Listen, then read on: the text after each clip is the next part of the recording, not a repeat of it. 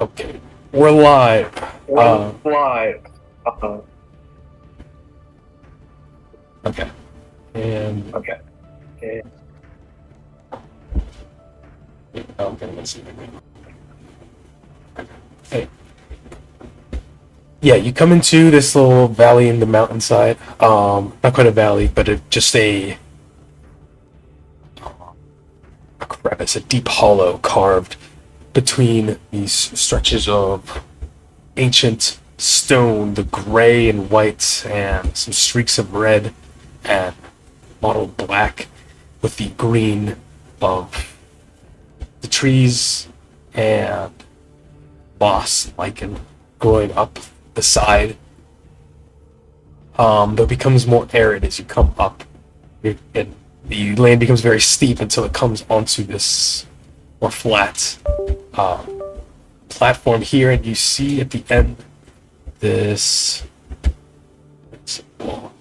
Yes, the canyon's rocky walls rise to a height of 80 feet, and at the end of that canyon, a 20-foot high wall of black stone has a broken gate carved into it. There's one stone door hanging precariously by a hinge, and the other door missing. Beyond that gate, the shadow of the great mountain. There is this ruined settlement. Just these, mostly knee-high. Some of the walls do almost completely stand. None of the roofs, if there were roofs, probably were just like flat roofs. They've all caved and sunken in. There's just rubble everywhere. You can all make a nature check or a history check, try to see, or investigation. So you try to explore these ruins, try to find out what happened here, see if there's any relics or other markings of life.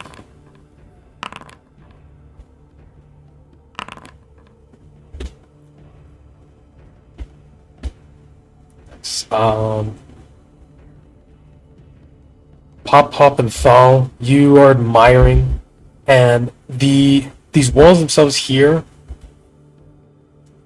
especially in a bit of the shadow and the darkness, it's hard to make out, but you get very close, and you see that there are carvings in it of these dwarven figures, almost kings, with their mountain crowns, the jagged crowns, kind of almost similar in design to what the kings of Nomengard were, and these short-hafted axes in hand that they're kind of holding outward. And there's a sign that there was one of the axe heads, or the bits, right, like one of the crescents sticking out. And it would have been sticking out of the stone, but it's broken off and worn away, or not in this area anymore. And there's some dwarven writing as well that you can't quite make out. It is just worn away by time, by the wind, and whatever moisture comes in here. But you just kind of get lost in the beauty and the skill in this work. So we move in, it's just a little bit in. And the carvings are on both sides of these guardian dwarves. And Gentleness, you going a little bit deeper, sticking close to the others. You see that these are variously, you don't think they're houses exactly. They seem like there's no material that you can really, the organic material that has survived, and the floor seems pretty flat and bare, but you do see some evidence of stone pots, and the shards scattered about. Maybe you do find a couple that are intact. Yeah, like in this corner. And you see,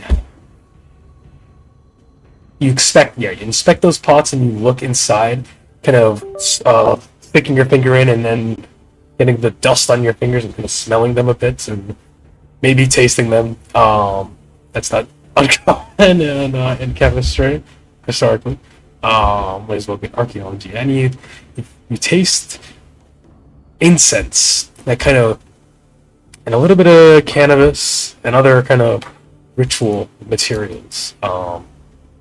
And in one of the shards, you inspect, and there's some discoloration, and it seems it had some alcohol stored in it. Pretty strong alcohol on you. I don't think you would get any smell. Weapon. Sorry. Okay. And you get the sense that this was some sort of sacred, not so much sacred, right? From here you get this, it's some sort of administrative center, that is not so much residential, but more industrial, really. But there was some industry being practiced, but in like some ritual sense. And as you're getting closer around, you kind of peer around this corner, and you see on the east side of the settlement here, there is another wall, not quite as thick or as tall. There is a partially collapsed 10-foot high wall, this kind of dark bar here, which separates this courtyard, or sorry, the courtyard to the east from the settlement that you are in. You see 3 heaps of rubble. They're piled high in that area, in that courtyard. And hewn from the canyon's back wall is a 30-foot high temple facade, and you can see the even more elaborate and beautiful design in the works that are cut even more deeply into the stonework, so even as they've faded, they last. You can see the geometric designs carved into it. And cut into the facade is 10-foot high open doorway, flanked by crumbling, life-size granite statues of cloaked dwarves, and their hoods cover their eyes. Actually, no, it doesn't. You can see their full face, and they have evil grins on the weather-worn faces with bright, most hungry eyes. That's what these little stars here at the end, if you can see those.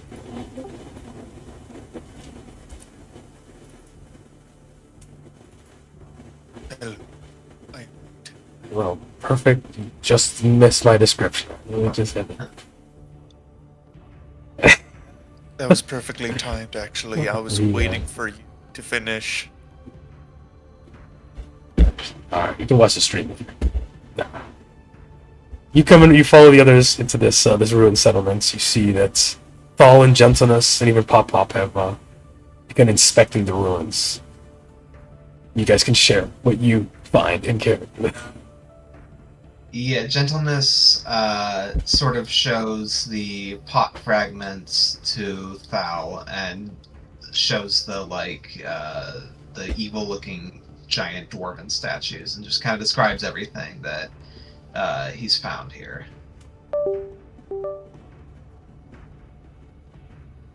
Well, Can Buster also smell if he can smell anything interesting in the environment? yeah, you can sniff about. Okay. Ooh, can Floor do the same? Absolutely. So Buster Do you can want make, just a perception? yes, perception at advantage. Floor, you can also make perception, or if there's something. If you think if you're doing something that survival would apply for, you could do. Oh, Buster got a 23 and Floor got a 22. Yes. Okay. We both get down to the ground. Start sniffing.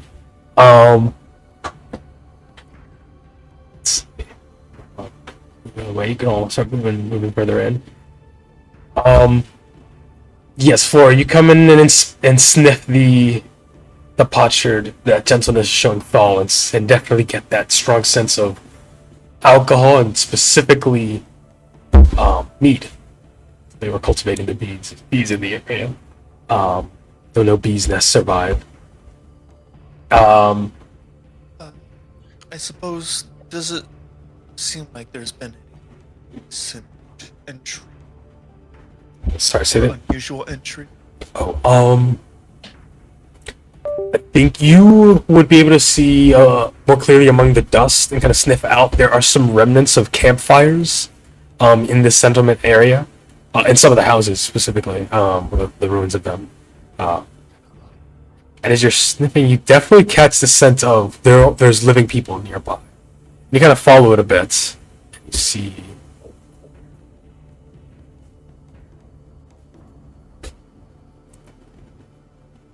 So yeah, as you guys are kind of making some noise, you see poking his head just around the corner here, behind this pile of rubble, a dwarf. And as he sees, you're low to the ground now, so it's just like your hood. He just sees the werewolf. He's just, oh, there's something here. There's a monster. And he pulls out a crossbow and hides behind the rubble. There are dwarves ahead, I believe. Seems they've been camping out here for a bit. Wait, did you say worms like the flying dragons, or worms like wriggly worms? Dwarves. Dwarves. Oh. Well, my bad. In Norse mythology, dwarves are often transforming into worms and vice versa. So. Of both kinds. Yeah. Then Pop's gonna go forward and he's like, oh, hello, we mean no harm. Do you live here?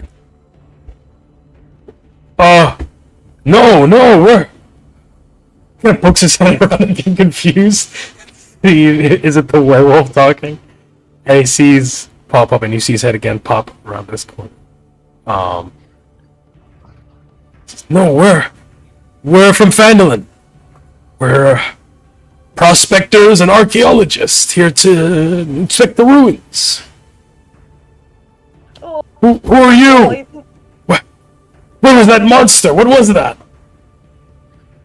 we're also adventurers. My associates here are also archaeologists. Oh, And he motions to Thal and Gentleness. Yes. Pleasure to meet you. and you see another dwarf head pop around the other corner. So you just move you up. You come up to this gate. You step over this well that is completely filled with rubble. Oh, by the way, also, from those perception checks, Floor, you're sniffing around, but you're also inspecting the area. There was definitely an earthquake here. You can tell just by how devastated everything is, and like the stone doors are like completely toppled off their hinges, but it's just, yeah, there was definitely an earthquake. And you come up, and these doors come around the corner. Whoa! You're Dragonborn from the west, that new continent, right?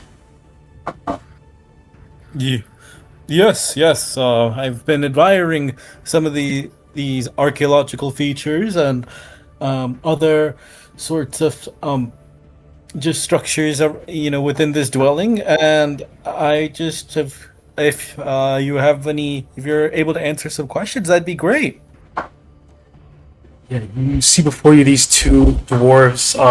They're both wearing these hardy, very dusty traveling clothes, these heavy jackets on thick boots. Or no, they would have their jackets off, so they just have kind of overalls and a white tunic, but these still thick, heavy steel-toed boots. They have, one of them has a heavy backpack on with clear mining equipment, and they both have a helmet with a little, just like a panel on it. It's just like a little, almost like a mirror. or not mirror, just like a piece of glass. And inside it, you see there's just like a tiny flickering, like a red flame. It's not on a wick or anything. It seems to just be hovering inside this bauble on their head. And they're both holding their light crossbows, but they're just holding them down at their side or strapped to their around their shoulders. And this one on the bottom, Norb's is that. He stretches out a hand. I'm.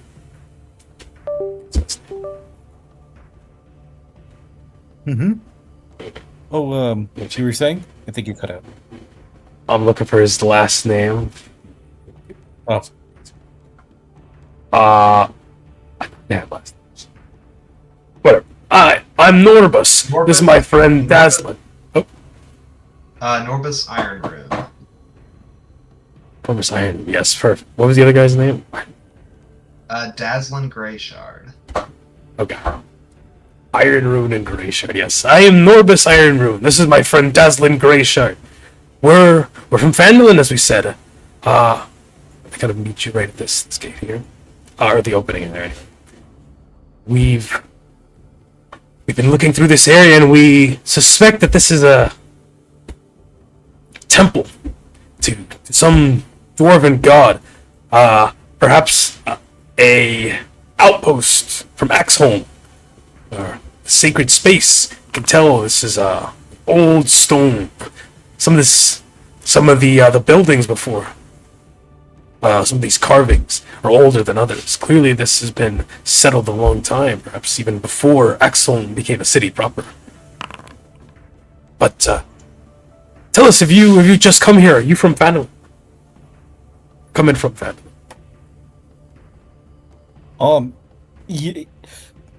Yes. Well, I have had a compatriot of mine. We've been just traveling around all across different lands. We've been, I've, just for my research, back at home, I work at a local institution for academia, and I'm currently someone who, looks at and researches history.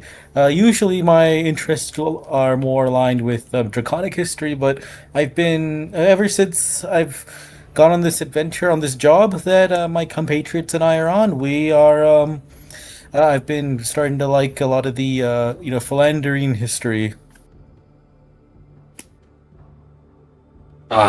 Yes, these lands, the Sword Mountains, they hold so much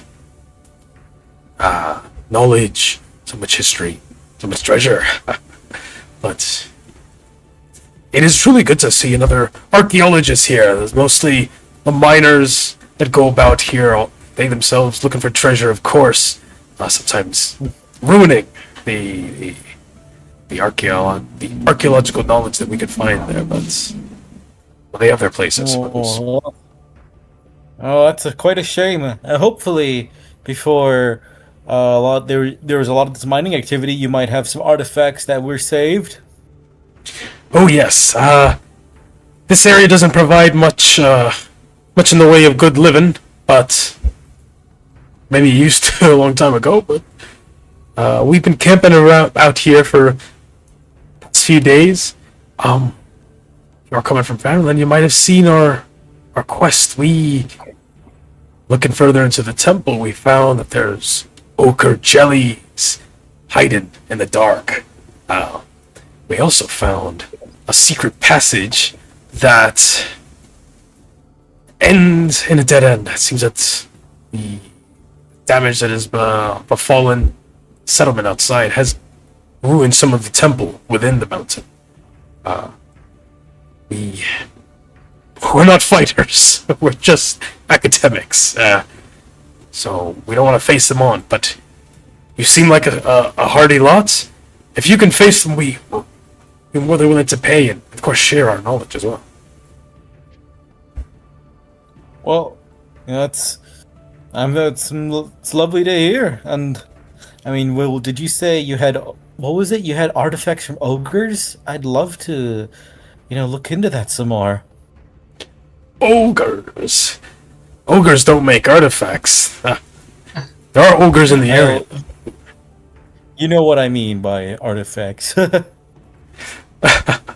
Oh, we might have some bones and whatnot. Actually, back in our homes, we don't have an institute that we work for. We kind of are, suppose you might call us freelance archaeologists. Yes, we're still professionals, of course, but more personal interests. Yes, we'd love to show you around sometime. Show you what we found. Well, in any case, this would be most beneficial for scientific inquiry, or for historical inquiry. Yes, the natural sciences, natural philosophy, and the history of the world. You'll find them all in the stone. Well, come in. And they kind of make some room for you to enter the space between these pile of rubble. This is the courtyard before the temple, and well, we haven't identified to what god just yet. The beer and incense, well, every dwarf god loves some beer and incense, so that doesn't tell us much. These statues are a bit off-putting. We see in their eyes a bit of wickedness, but, well, even in the doors, we've got our fair share of sin, and we have our wicked gods. Can't tell quite which one it is, though, without looking in further. But with all in gentleness, you could, I guess, anyone who might have some knowledge of dwarf lore could make a religion check.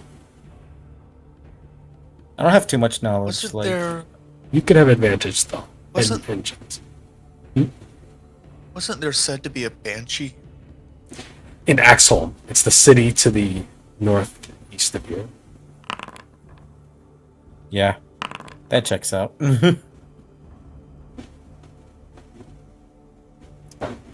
Okay.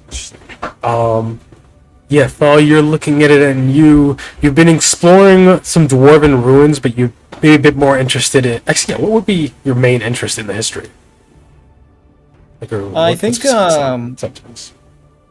Yeah, I think just kind of different like sort of the history in regards to like how mining was done from dwarves, kind of how any sort of relationships with or kind of encounters with dragons and dragon folk, Okay. as well as I'm thinking as well as just things like trade with any other civilizations as well.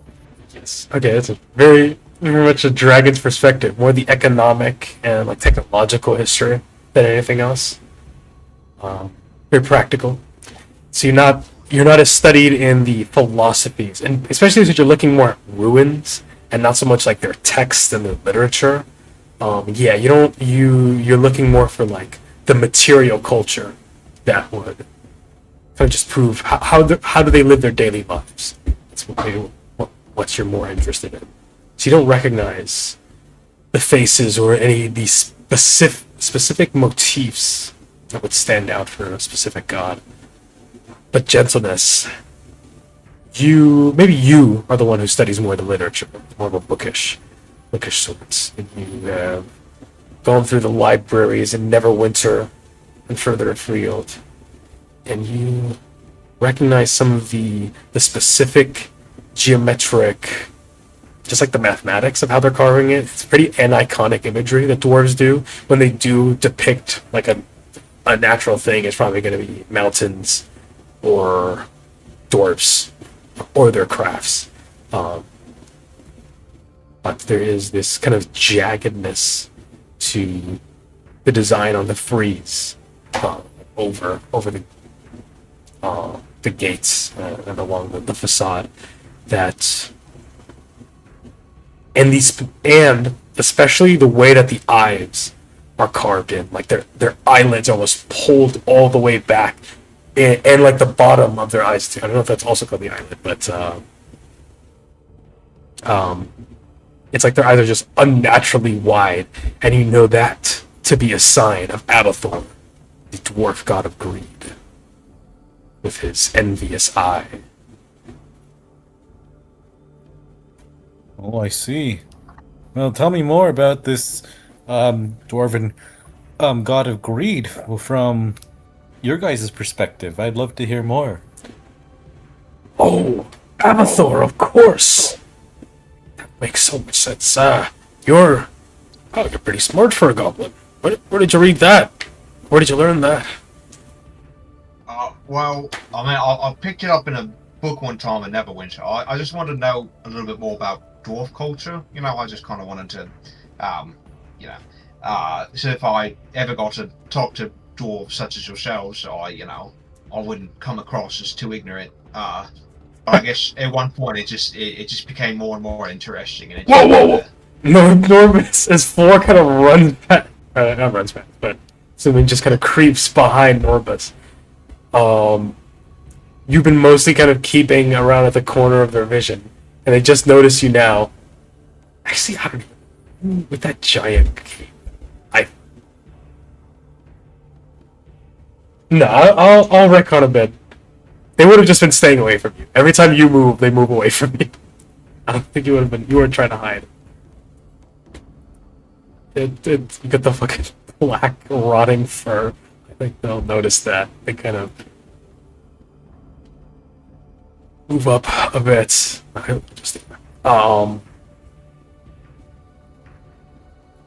Well, I suppose I never heard of a goblin taking much interest in. Well, let me not say that. It's good that you're learning about the history of the land, lad. Abathor, he's a wicked one. His domain is greed, all-consuming, the fleeting pleasures of the mortal body, desire in every form, desire for drink, for leisure and comfort, for wealth, for women or men, just all satisfying all desires at a moment's notice. No discipline, no long-term thinking. He is almost a god of death in that way, but the little death, a god of sickness of the mind and spirit. His followers are I see. thieves, liars, cheats. That's what they live for. Hedonists. And their god commands them to do, well, he inspires in them strange desires that they are compelled to fulfill. Oh, I see. So it seems that, this god might even be would you say that they could potentially serve as a patron for groups such, who make thievery their main business or anything like that? Indeed. Dwarves, well, the glint of gold and jewels does catch our eyes, perhaps more than many other races. It's an innate instinct, our drive to create, as our creator god Moradin, the All-Father's poor choice of word. We've got a dragon with us. You cut out a lot, especially towards the second half of that. Yeah, like the last 30 or 40 seconds. Damn. Okay. What was the last thing I said? Okay. He's just saying Abathor, the followers of Abathor definitely are those among the dwarves who don't have the creative instincts that would be inspired in us by Moradin, our creator god. Instead, they only have the desire to seek out the treasures of the world, hoard them, and leave them useless.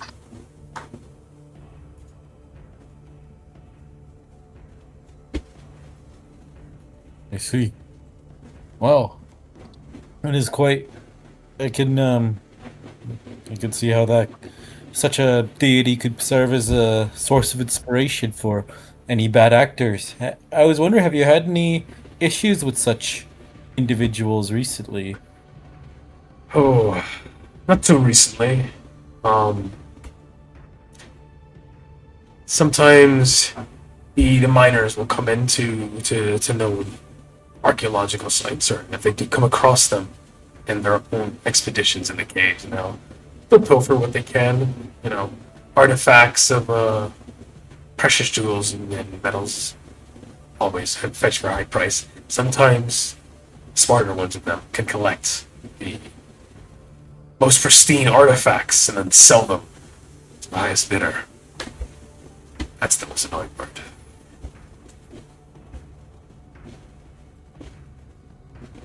I see. Wow.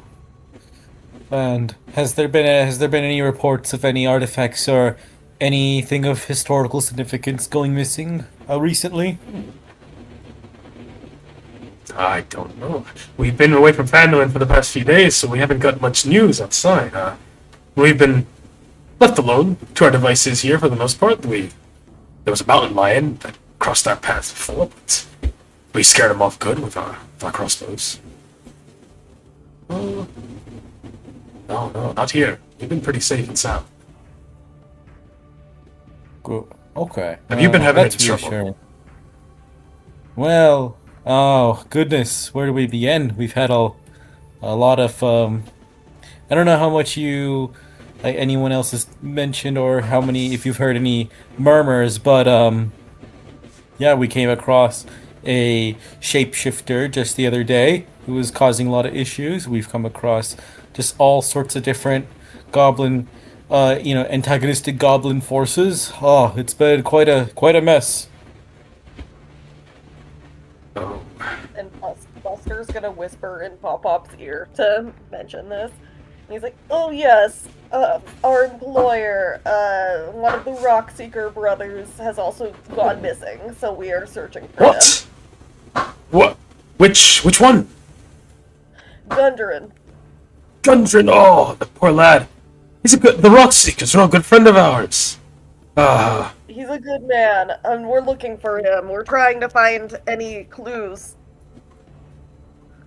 I'm sorry we haven't heard of them in a while. Gundren's been gone for, I think, about a month. His brothers, Nundro and Tharden, they usually mine around this area, maybe further up north. Have you spoken to them? Do they know where he is? Or where he might be? We haven't been able to get in touch with them either. They seem to have gone as well. We're worried they've all gone missing. So, Gundren's our employer. We were helping him deliver some supplies in Phandalin.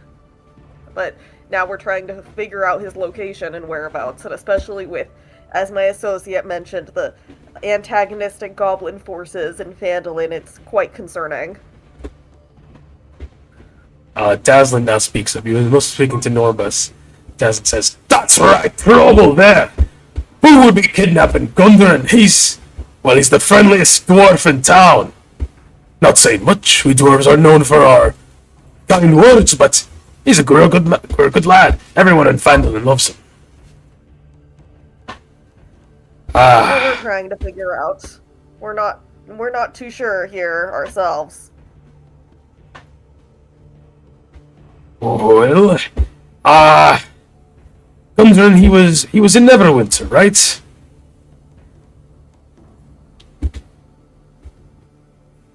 That's right. We actually helped escort him down to Phandalin. Well, sorry, we were supposed to escort his cargo, but then along the way we found out that he was abducted.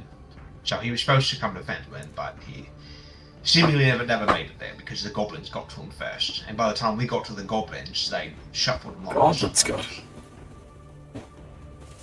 that. You get the sense he was about to say "damn goblins," then he kind of gets it. Just,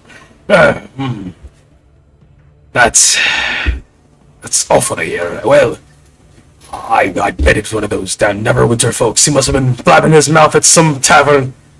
Some greedy noble overheard that he struck it big in the mine and thought that he'd take it for themselves. Well, I don't know, maybe even they would have worked with the Cragmaw goblins. I assume that's who took it, right? Yeah, it was Cragmaw goblins. Right, bastards. They're always causing trouble for everyone up and down the road.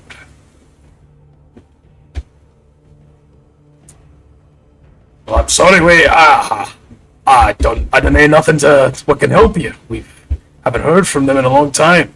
Well, the Rockseeker brothers, I think we last heard from them maybe, what was it, 2-3 weeks ago? Two and a half? Norbus nods, I think so, yeah. They were going up and down the mountains looking for... Well, actually they didn't say. But... They seemed fine then, maybe in a bit of a rush, but they always are. Well, anyway, we dealt with some of these nasty goblin forces in the moment, but by the time we were able to clear out the hideout, he had been moved elsewhere. So we've been trying to locate him and find any clues, but while we're here, we can definitely help you eliminate the ochre jellies. Oh, yes. No responsibility. I completely got distracted, yes. Well, damn, yes. If you can help us with this, we can get back to Phandelver and find out more what's happening. Yes. If there, we That saw. would be a huge help. Anyone that can help us, so I think it will make everyone's lives a little easier. No doubt. Well, come on. We'll show you a bit of what we found. Comes around the corner here and sees this floor. Oh. What's your name, lass? Can finally see the face inside the wolf mask. She just sort of like points down the hallway. It's just been sitting there the whole time. Yes, you look down and it should all be in darkness, but you have dark vision, right? So Yes. you can see. Scroll.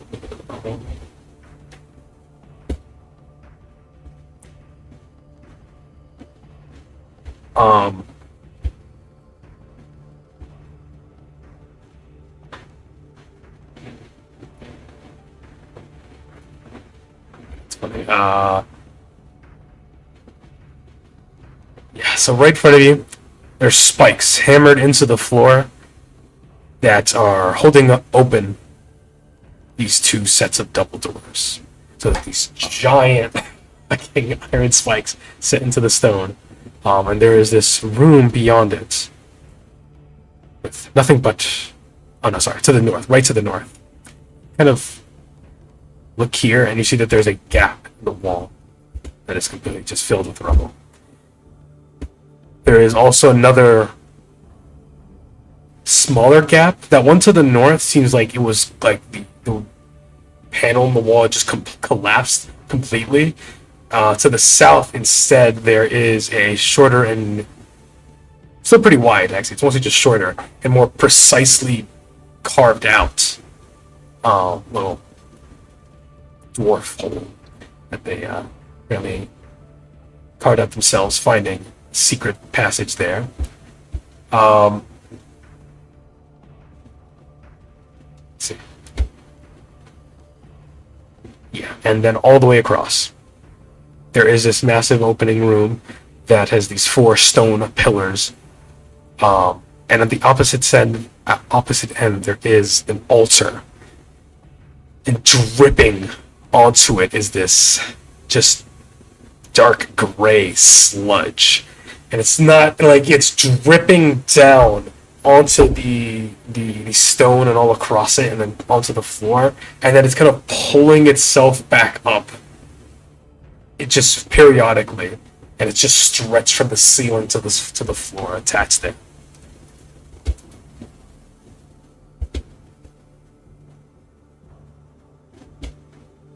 What do you all know about slime and ooze? How do we kill it? Nice. Ogre jelly is not too uncommon. They're big and slow and dumb, but very strong. They're easy to hit, but if they hit you, it's gonna hurt. It's acid burn through your skin and through your armor. Not entirely. They mostly only consume organic material. They'll leave your nothing but bones and armor behind, bones and metal. But even with enough time, they can eat through that. They are totally... No, sorry. They're resistant to acid themselves, but they're totally immune to lightning. Some say that lightning might be part of their original creation, whether by mages or demons or strange powers of nature. And also, don't go hacking and slashing at them, or else they'll start splitting into smaller ones, and, well, they're a little weaker, but when you have that many of them all crawling up on you at once, it'll be hard to defend your flank. Right. Okay. She sort of like straps the giant cleaver to her back and then pulls out the spear. Yeah, I'm thinking, those of us that need to get in close to fight things, you all should probably stay back. It seems like the costs of hitting these things up close outweighs the benefits, so I think those of us that can attack at range should start by doing that, and then only if we need to. Absolutely need to. Should we attack at close range, because these things can eat your weapons and eat your armor, and it's probably not worth it to have that happen again. Just be careful. They can sense you right when you get into the door. There's another one just around the corner. I think he's in the darkness now, but once you get past these first doors, they can tell you're there. They might wait a bit for you to get closer, but they're just waiting. They know what's happening.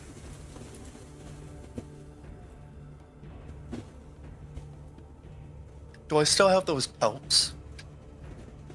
Oh, yep. Can I just throw a bloody pelt into the hallway? Sure, yeah. Just throw right in the middle of the hallway. Yeah. It's meat. Okay. Let's see. I'll just give him a DC 10 intelligence check. Okay, that's crazy. Yeah, you see that one that just pillar of slime dripping down from the ceiling reach out a long tendril for a second before pulling back as it senses that there's no movement, no life in the pelts. It just stays there. You said there was more than one? Or just one? We only seen two of the big blobs. We've only gone inside that main temple there. I don't know how much there is further on. Just to be sure, she'll take a sniff. Smell for that acidic scent. You want to be able to count numbers from that. But you have a smell. It's not that strong of an acidic smell from this distance. Mostly just smells like mildew. Oh, what we can do is, since we have a nice little choke point here, and since one of them is just standing there, those of us that can attack at range, we can just sit out here and shoot at that thing and force it to come to us.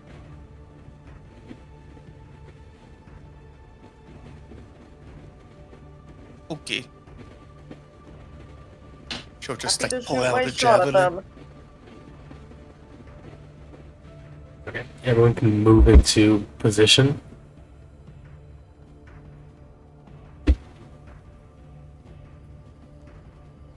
Or are you gonna... Okay.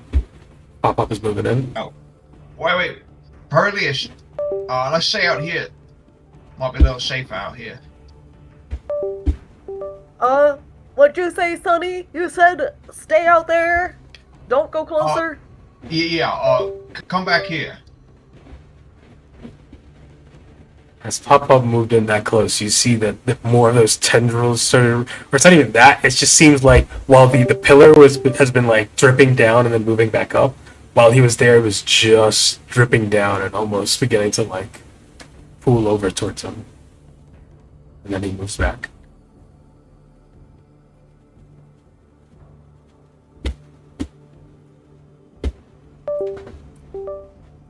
Flora's just gonna take him by his like little scruff of his coat and just pull him back another like 10 feet. It's above resist. No. He's pretty lightweight. Or are you pulling behind? Yeah. She'll make sure she has her shield ready. Shield and spear up. What is this Sylvan? What's Sylvan spear? What does that look like? Sylvan talon. Sylvan. Not sure. It's probably less of a talon. It looks more like a fang.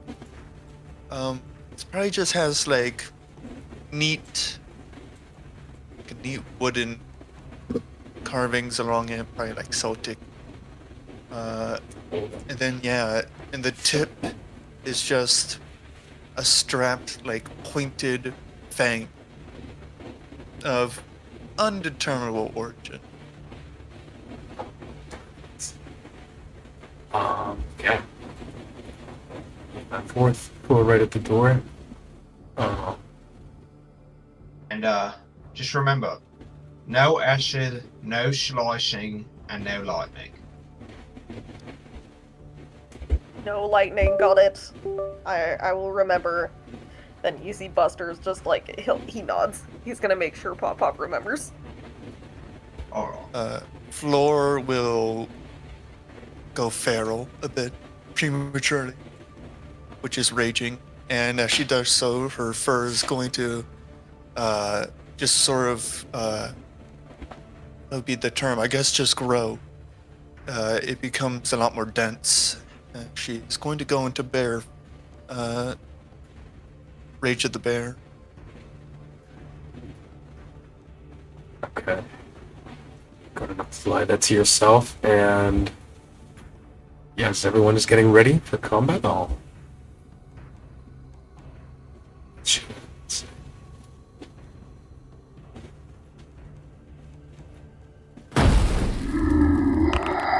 Oh. Spooky. Okay. Oh, heck.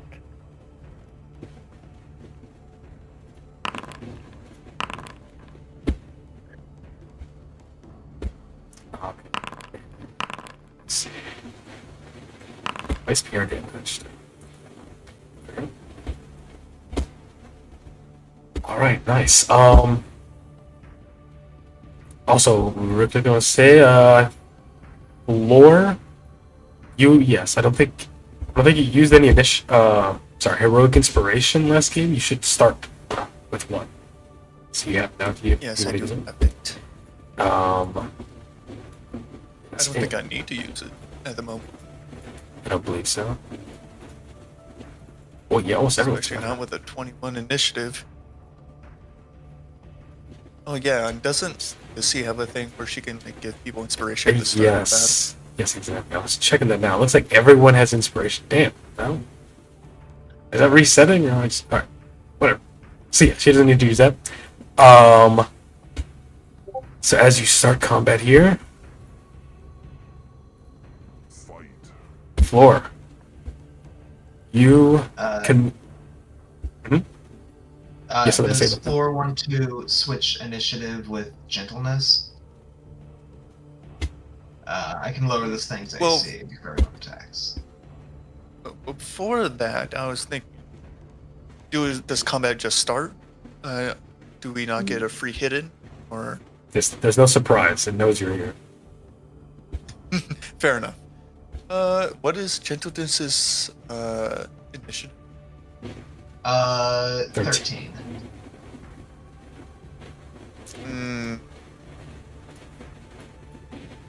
Not knowing what this thing rolled for initiative right now, kind of want to just get the hidden first. I can give myself advantage by just recklessly attacking. And I'm not too close to it at the moment. Okay. And if I am close to it, I can just take the hit. Does Thal want to switch initiative with gentleness? I can, yeah. Okay, cool. Thank you. Okay. Thou and Gentleness working as a fully combat team, of course. Knight and Squire. Sounds like an epic, Hell. like fantasy series in the world. Some like team up attacks. Yeah, the comic strip. Alright.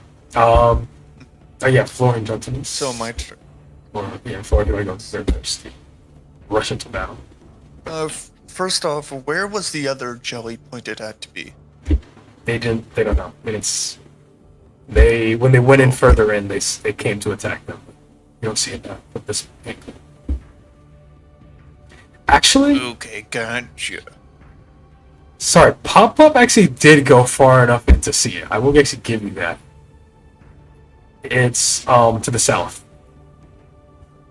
It's down there. It's down towards the bottom where it's dark. Note, just to make sure I don't get surprised. You have to pop something. Yeah, okay. This will be a simple. We're getting close enough. Actually, yeah, close enough. It's 50, so 20 feet ahead. Right, I'm just making sure I have enough range for my javelin. Jab attack. Do I want to do reckless immediately?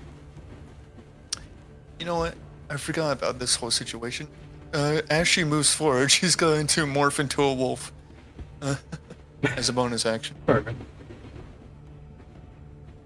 And then she will attack this thing recklessly.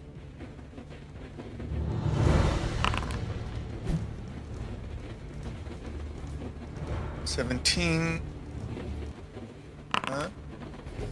7 points piercing. Non-magical if that matters. It's not. That does not matter in 2024.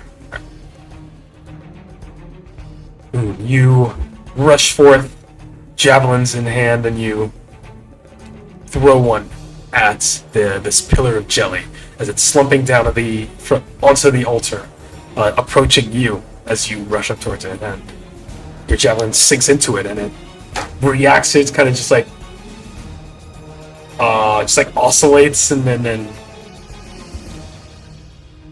yeah, clearly suffers, takes pain. I mean, your javelin sinks into it. Yeah, she sort of has a toothy maw grin as she does so. And she sort of she walks through the threshold. Her hair gets, well, hairier. And then as she does so, she goes into sort of like a bounding on all fours charge. And as she does so, her legs sort of morph into more lupine, canine form as she charges forth and unleashes the javelin. It's moving a little bit closer, and I can confirm I see that thing. Okay. Perfect. You're still hiding behind that pillar. Hopefully that'll save you. Alright, Gentleness now. Unveil your strategy. I'll sneak forward a little bit, just peer around the corner so I can see this thing. And then I will, while hidden, I will analyze it. Okay. Let's see, does this add... Beat a 6. Oh, it doesn't add it. Okay, plus 2. Yeah, exactly. I cannot have a high intelligence. Okay, so I will start by rolling a study check at advantage. Is this a nature check or something else? I'm pretty sure it's nature. Okay. Right, that's my study check. If there's anything I should know from that. And then, let's see. I'll let you know it attacks. It has a +4 to hit and deals 3d6 plus 2 acid damage. Okay, I convey that to everybody else. And then, what did you say its passive intelligence is? 6, okay. For 10 to 16? 16 divided by 3. Okay.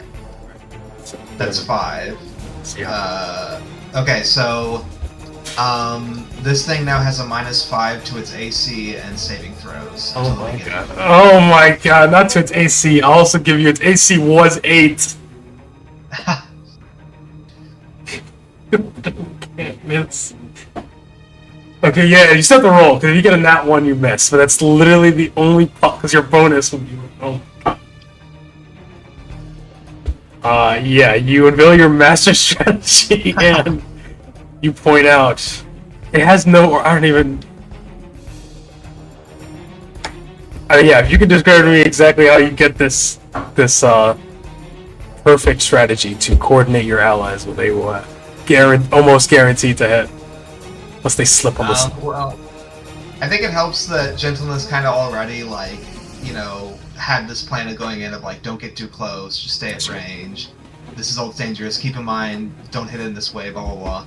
And then furthermore, once he takes a peek at it and sees how it starts to move, he just sort of goes, oh, right, well, I mean, it's really slow, so, yeah, just take advantage of that, and you can hit really hard, because you're probably not going to miss this thing. Oh, I also forgot to add the weapon mastery from the javelin. It has a -10 to its movement speed right now. Okay, perfect. Good to know. Alright, Gentleness, I think that was just your action, right? Yeah, normally I would use bonus action to give the next attack advantage, but since this thing has like a 3 for an AC, I'm just gonna go back and bonus action hide. Okay.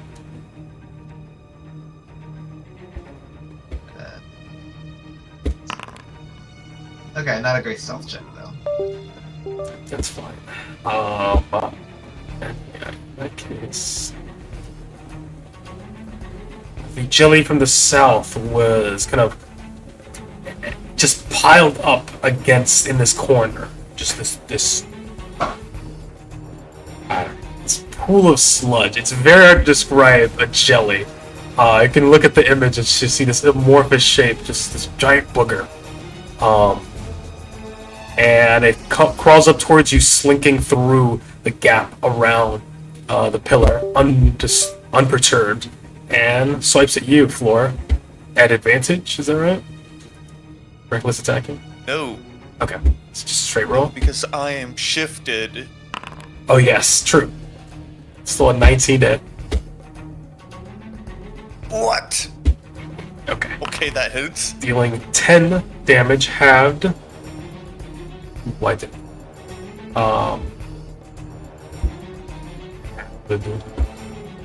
By your bear's rage, this tendrilless mask comes out and just like I think it literally just punches you. It just like shoots forth from the main body, and it's not so much the impact, but the acid immediately starts going into effect and starts burrowing into your hide. At first, it starts cauterizing your skin. Okay. Yep, that's all it does. Ball. Floor has rushed in to combat. I'm gonna enact Bless, actually. And then I like move closer to those who are attacking as well. So better. Who are you blessing? I want to bless Floor and Gentleness and myself. I haven't used Bless yet, so I'm wondering how I select people in. In the chats, so like you either have them targeted or just like have them selected when you're like panning, and then in the chat it'll have the effects and click the arrow apply to select tokens. I can share my screen if that doesn't make sense. But... Oh yeah, if you could. I think I might be showing something different. Okay.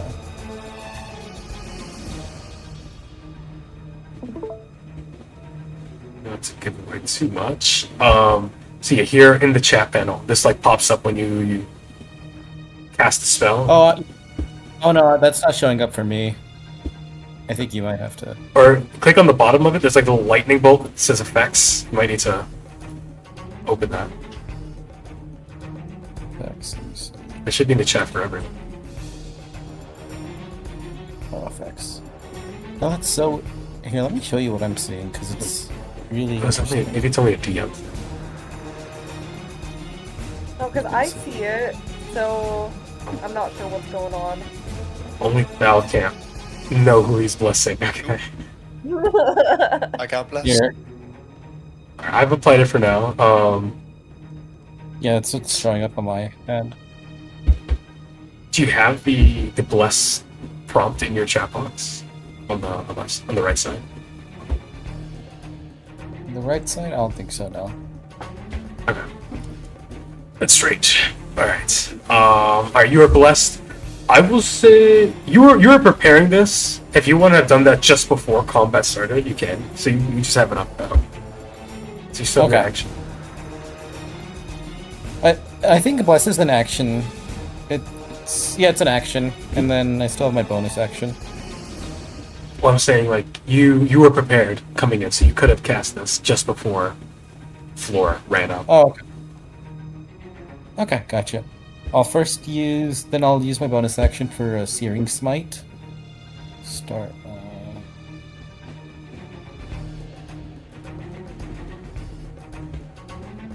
Then I wanted to target that creature. Oh no, it's a little far. This creature.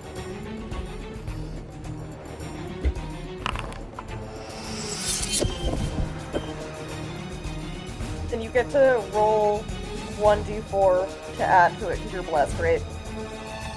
Well, first make your attack roll. Just have to hit it with a weapon. Yeah.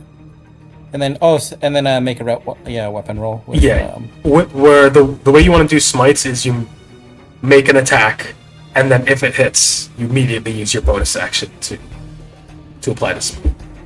So you only expend the spell slot if you hit. Okay. Nice. And that's as long as you don't roll a 1, you don't miss. Oh my god. Wrong one. Second one. No, I did attack and then damage, or normal. That's weird. Okay, nice. So that's 4 plus the 6, so that's 10. And is there like a save to that, or is it? Yeah, and then makes a Constitution save to see if it keeps burning.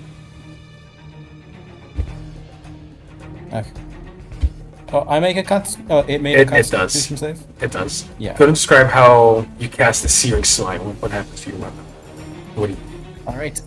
Upon entering battle, me and two of my compatriots are all blessed, and then Thal raises his mace and then swings it forward, yelling, "Begone!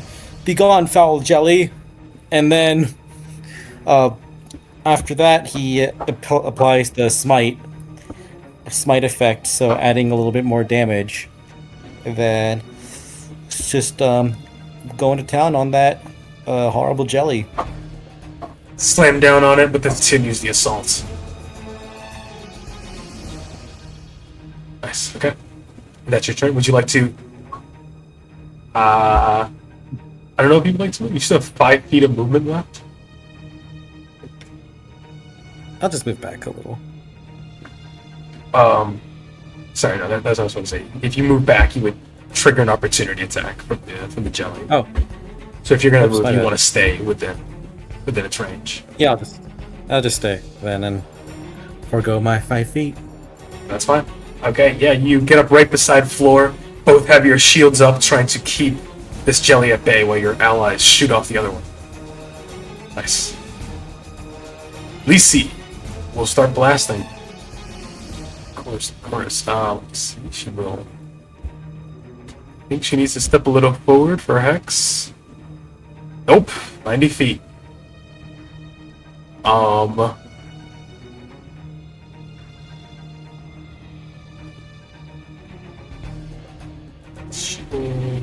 Extra strength, I guess. The one in the back, as it's completely crawling off the ceiling now, and is beginning to trudge forward towards Dahl. She casts her hex on it, and these mystic runes out of condensing from the shadow and almost holding the jelly back, and then she blasts. It's it from here. Eldritch blast, and it's a crit. Of course it is. Okay, and she does critical damage plus X.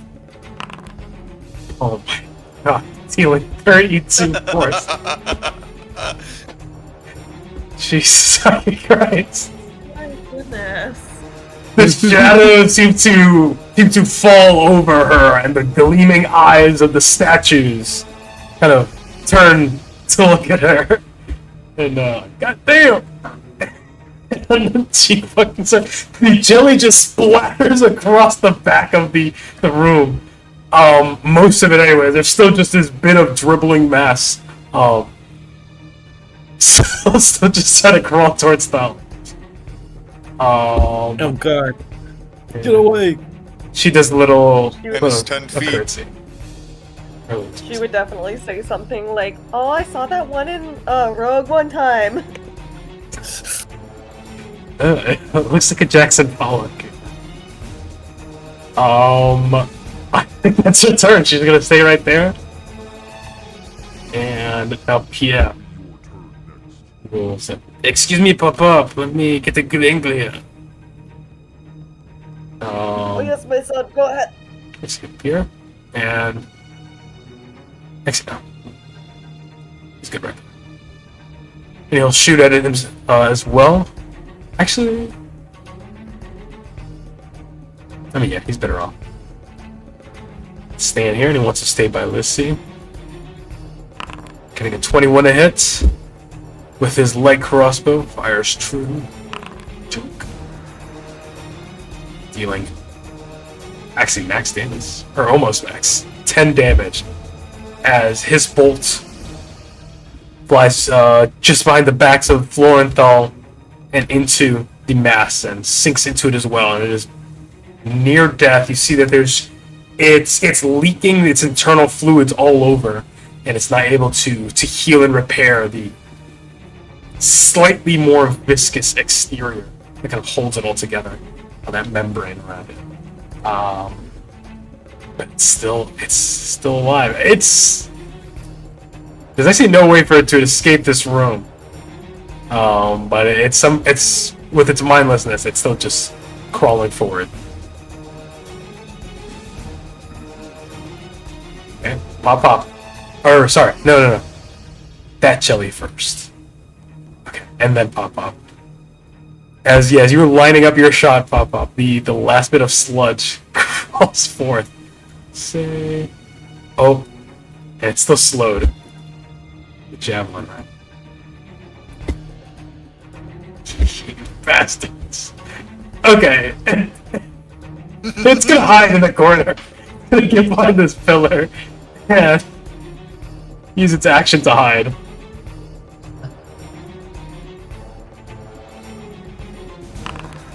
It does not. It fails. You just see this sludge, and it's still like it's viscera floating along the walls, and the only way that you can tell the difference is that it's not, like self-animated and moving. It's trying to hide in its own, like, guts. But you can clearly tell where it is. Pop. It is your go. Alright, sweet. So Pop-Pop's gonna move ahead a little bit.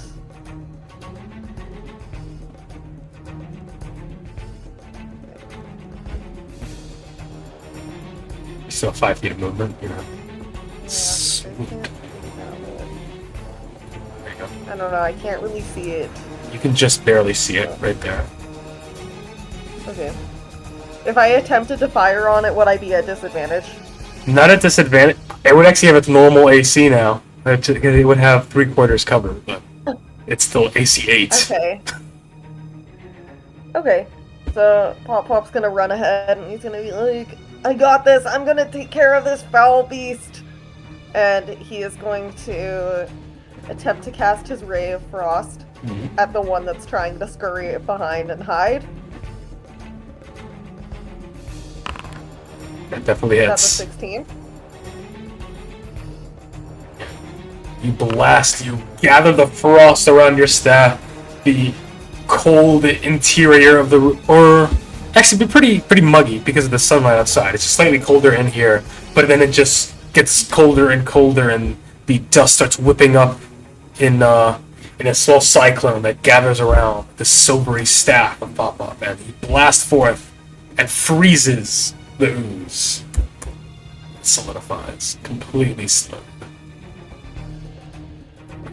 Is it still alive? No. Or is it dead? It is dead. It's completely frozen. It's just frozen jello now. Foul beef. And that's it for Pop-Up on this turn. Nice. And you didn't even need to activate your innate sorcery. That was just that was easy mode. All right. 4. Back to the top of that. What are the flanking rules, if any? +2 from flanking, +5 from surrounding. So it's flanking plus anyone Okay, else. so still our home. Yeah, that one is still. In that case, oh, do we still have the homebrew attack of opportunity? No, that one I'm right. No. Okay, in that case, Flora's gotta bound over, like leapfrog, and just chase this slime all the way around, and attack at its back, front, side, whatever this thing is. A different angle. Yeah, I'm gonna have a +2 to that. Yes. Still, I guess we're just gonna stab with the javelin. Probably was. +2. We're gonna make this reckless because it doesn't matter. Yeah, 100%. Yeah, I think that's 200%. Actually, it's an AC3. I think that 900% hits. 7 damage and slow. You stab into it, and your spear kind of gets stuck for a second, and you put one of your lupine feet up against the wall and wrench out, and there's a spray of slightly acidic innards, and you cover yourself with or you have your shield. Nice. Okay, that's your turn. Stand right there. That is all I can do. Yes. Nice. Gentleness. Floor's gone even further in, getting the flanking position, but one of the jellies have been defeated. Alright, I will get a little closer so I can see what's going on. Let's see. Still can't see anything. Can't see anything. Okay, I can see it now. You said the area above me is completely filled with rubble, right? Yes, you can move through it, but it's difficult terrain. Okay. And the one down below me, that's a little passageway that the dwarves have carved out. Yes. Could I easily squeeze into there? Yeah, you can. Okay. Let's see here. Okay. Or I guess that actually wouldn't be a carved, because it was a secret door. So I think it actually would have been like a panel. That's like a stone panel that they opened up. Yeah. So you can enter that side hall there. Okay. Actually, I think me reducing this thing's AC and saving throws isn't doing that much because AC is so low. People probably like most people. What are people's to hits at this level? +5. +5, yeah. People just need to roll like a 3 to hit this thing, so probably won't do that again. In that case, since I have Bless, maybe I will just attack this thing. Okay. Does it have cover for me right now? It has 3/4 cover, yeah. +5. Okay. If I move up 5 feet, is it still gonna have cover? Yeah, I think you'd have to move up 10 feet for it to become half cover. And if you're like right next to Pop, that would make it pretty clear to show. Okay. So you've already moved 20 feet. So. Yeah. Yeah, you have to get here, and that gives you. Well, actually, okay. Let me see. I'm just gonna move you there to see where you see. No, you could have a full shot from there. So yeah, Okay, no cover. I do want to move all the way up there, so maybe I'll just move. All right, then. See if you move. Yeah, if you're there, so that was 25 feet of movement to get there. You can. It'll have half cover from you. Then. Half cover. Okay. In that case, So AC 10. AC 10. I make AC 10.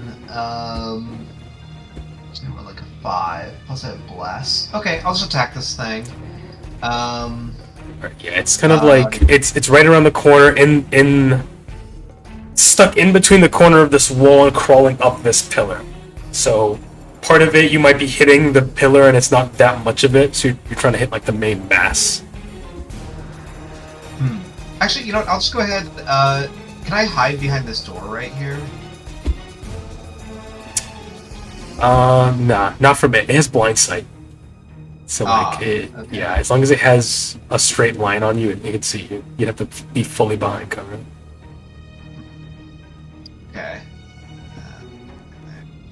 What if I did? Okay. What if I moved right here first, and then hid, and then go up one and attack? Sure. Yeah, I don't think it goes around corners. Okay, I will make a stealth check. Gentleness, bobbing and weaving down the hall, getting this you're hidden definitely. Kind of move right behind this thick stone door, almost miming as if you're about to go down this pass, and then stop, and then move around with your bow. Okay, and then I'll move back up, and I will take a shot at this thing. Okay. This will be the kill shot. Advantage plus 1d4. Nice. Okay. Oh, that's a crit. Maybe it will be the kill shot. Okay, damage. Well, it's crit, so let's see. Critical hit. And then I'll add Fury of the Small, because this thing's definitely larger than me. Okay. Let's see. Fury of the Small. Let's see. Right, add proficiency bonus. Okay. Alright. Damage. Plus 2. Okay. Alright.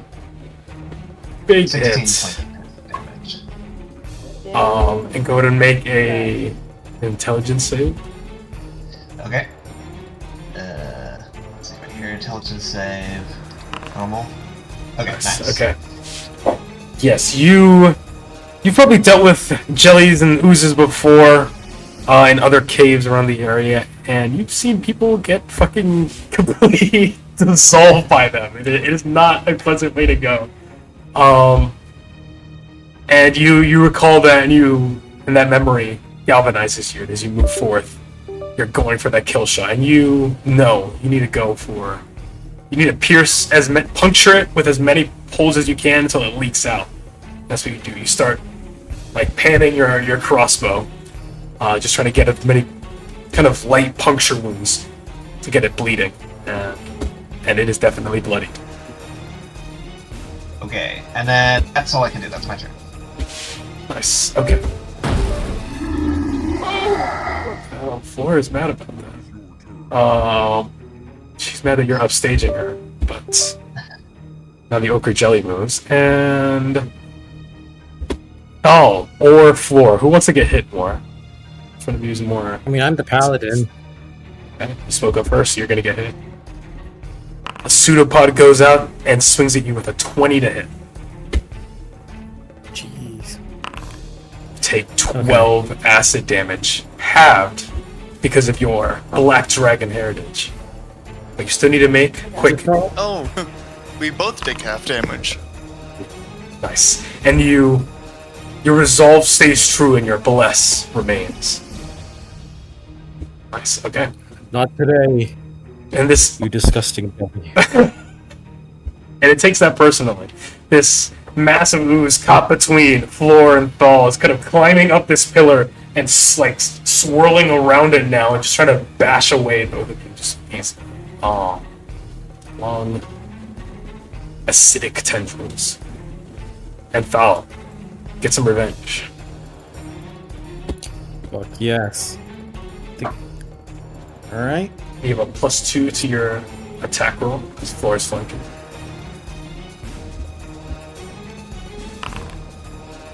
Definitely yes.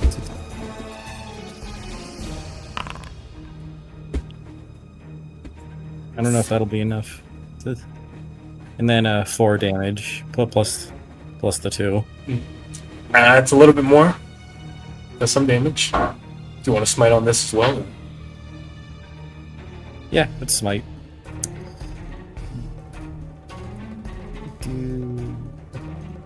You can use your paladin smite feature. So you can cast divine smite like the regular smite for free once per long rest. Alright, cool. You can do that and save some spell slots.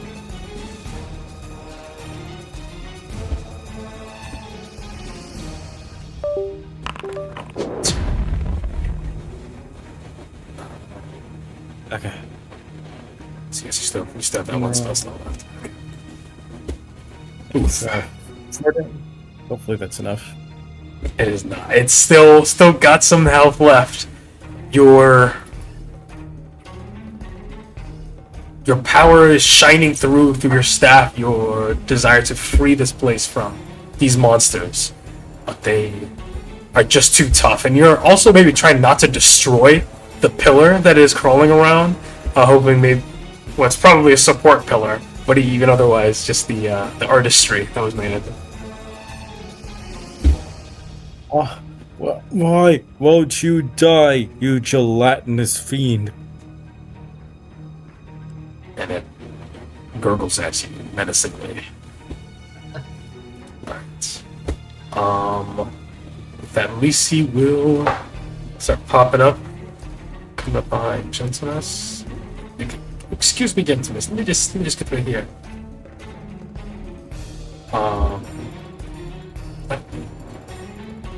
She don't get there. But that's fine. She will then bonus action move her hex and blast. Get another crit, I'm sure.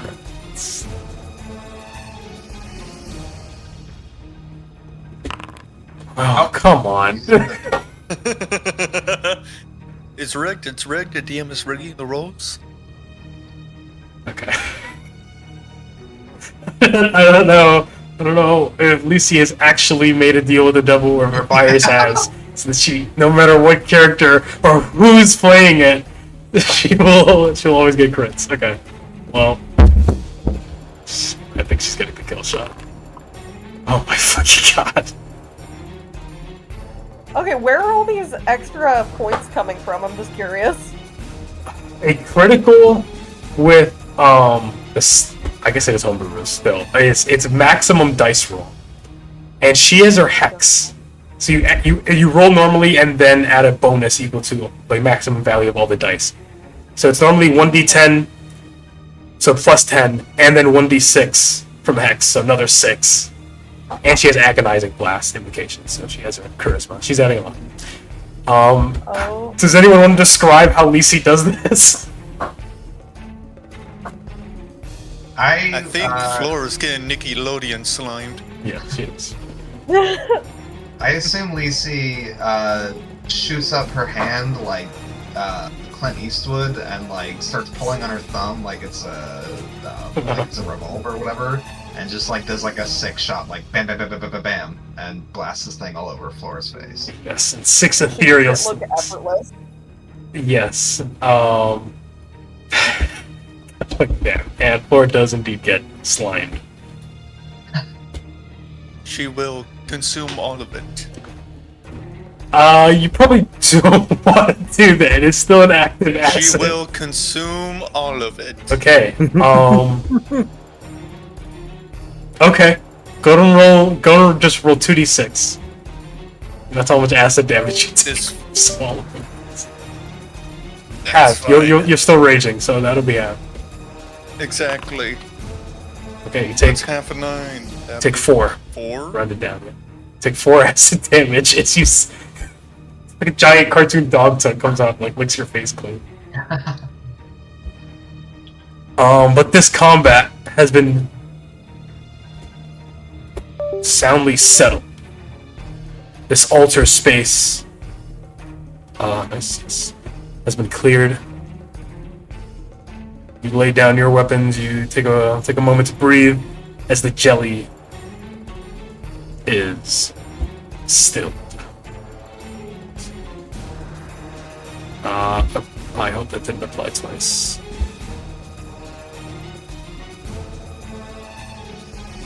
Definitely did. Oops. Alright, nice. So yeah, you're in this altar space, and as the combat ends, Normus and Dazzlin here kind of move up a bit.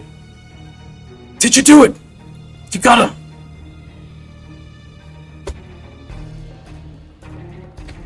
The ochre jellies are Floral no more. salty. No need to worry. Flora will just be leaping and bounding and just trying to collect the javelins. She'll go up to this one and just yank out, pry the javelin from the frozen body and just have it shatter onto the ground. And she'll take like a piece of jello and eat that too.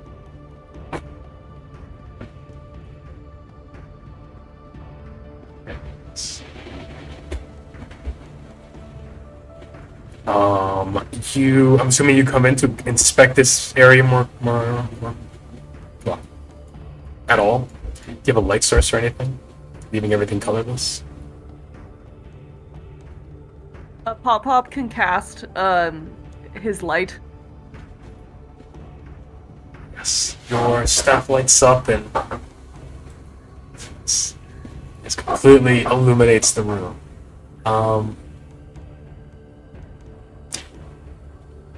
Yeah, you can see now in full color, for full HD color, the indeed ochre.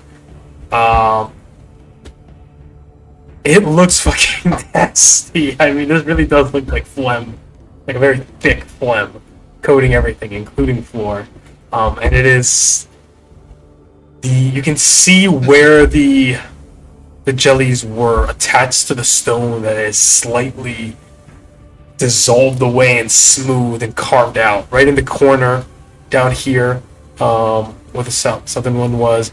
Over the altar, you see that where it probably was a perfectly cut like sharp edges, and it is made directly from the stone of the ground itself. It is kind of smoothed out, but you can still see that there are clear indentations within it. There are 2 like bowls carved into the stone. They're just filled with jelly now, with acid jelly. One of these pillars is slightly ruined and carved out. So that was probably from the same earthquake that toppled everything else here. The walls themselves have like continuing that intricate geometric designs from the front, but they're even more complex to the point where they almost look rounded. It's a little that I think it's called Mukarna, like Islamic, Persian specifically, like those kind of roof designs, which are just like a bunch of triangles and other things, like these mosaics. It is that carved within the stone itself, and the natural like variation in the stone is maintained, but they're with the streaks of the different layers of the stone and the sediments. It's is warped by the flat geometric faces, so it almost looks like there's some design in the stone itself that is coming forth. You can't quite make out anything. It's just these hazy images. It's kind of like cloud gazing. You're just trying to find shapes in the natural sediment and the way it's been formed over ages.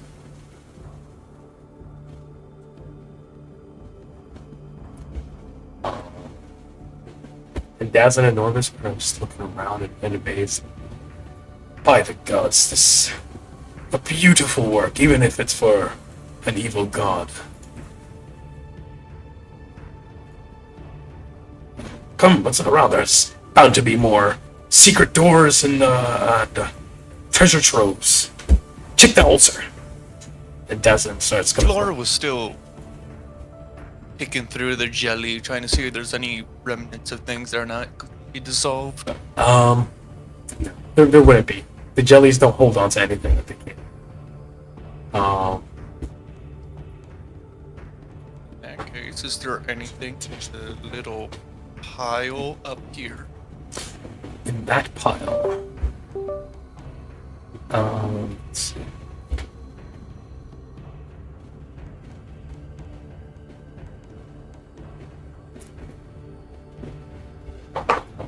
Sorry. No. That pile is completely just destroyed rubble. As you go down the hall, you see that there is that one pile of kind of terrain, and you can go further in a bit. And you see that this path definitely should have continued. This should have continued further down, but it is blocked off by the fallen stone all around. Is it excavatable, or does that seem ridiculous?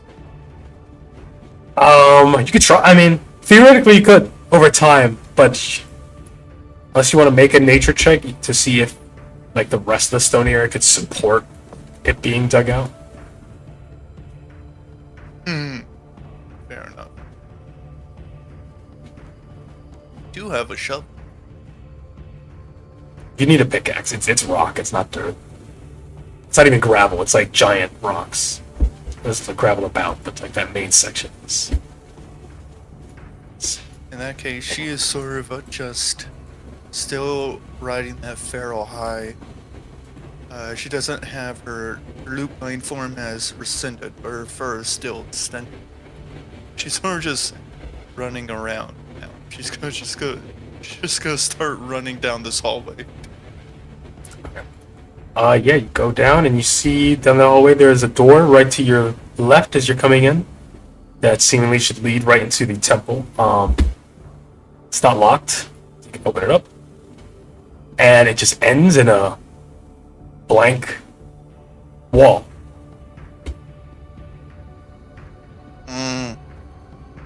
But the main temple should be right past it. Can she push through it? You push. Make a perception check. Section. I can make this as a strength check and make it with advantage. Because I'm taking my rage for 10 minutes. Nice. Yeah, you kind of push and it doesn't budge, but you can definitely. I think with your strength, you really do try to push it over. You like put your full weight and even more, and you're still like raised and partially transformed. And there's definitely a bit of a like some like there. It's definitely another panel. And you kind of pat around with your claws, looking through any these surfaces, and you do find some way to open it. It doesn't say. And yes, you open it up, and the rest of you, as you're looking through this space, the panel opens up right behind you, and you see Floor entering the room. Thal, what were you doing? Well, yeah, so Thal was kind of reeling after the jelly attack. The sight of it was quite gross, so he was sort of freaking out a little. He was like, ugh, ew, disgusting. I just hope there's some place where I could wash off all this residue, this gelatinous residue. Ugh, well, anyhow, I suppose it's best to focus on to business elsewhere. And then, after kind of sort of getting himself back on track, mentally, he kind of gets back on task and like wants to explore more of the cavern. You can you can make an investigation check now. And with advantage, since someone here is helping you, not the dwarf, maybe gentleness. Speaking of gentleness, what were you doing? Well, as far as looking. Gentleness is definitely investigating around, especially once they mentioned secret passages and stuff. He definitely wants to investigate around this altar. Okay, nice. Yeah, you can also make investigation check at advantage. Say Norbus is looking around with Thal, and Dazzlin is right at the altar with you. What you want to find here, Goblin? There's got to be some secret trapdoor here where they keep all their jewels. Well, I certainly hope so. That sounds very exciting. Yes, and Pop, None. what were you doing? So after the battle, Pop's going to basically be like, Buster, where are you? Buster.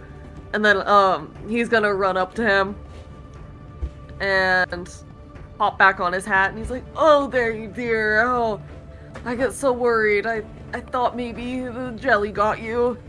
And he's giving him pats, and then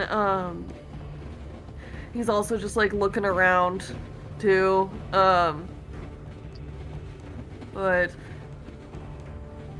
then is Buster able to like smell this area to see if there's anything different here through the ochre jelly? Like, can he smell anything that seems abnormal?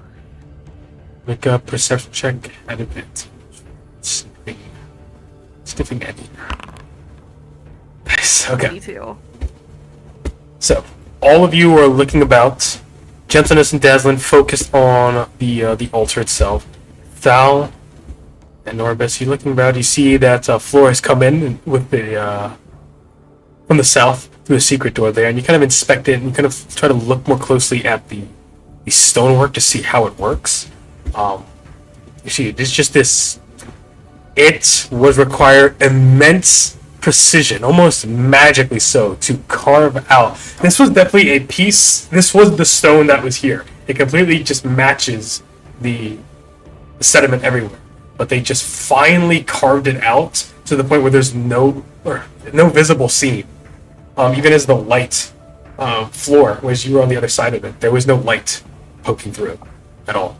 From Pop-Pop's staff, and you're marveling at the ingenuity and the crafting ability of that. And you look around now to see if anything else that you might find. And Thal, as you're moving through there, you actually do find another another secret door right where you were, right next to the floor. You're right down there. Oh. And you see it leads to a passage that is partially. Oh, okay, wait. Oh, here. Yes, you move in. It is no, it's perfect. You are following along this passage. You see that it's partially buried and collapsed in the rubble, but there's just enough space for you to potentially squeeze through. And as you step forth from the stones, from it within this pile of rubble, you didn't quite see it. It's just beyond the light. The sludge starts crawling out, and another jelly surprises you.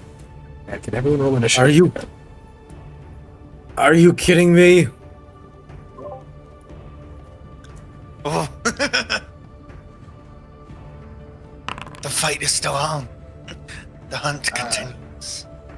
Are we surprised? Does that mean It we is roll surprised. disadvantage? Yes, you roll. Yes, sorry. You all roll with disadvantage. And he rolls with advantage because it's hit.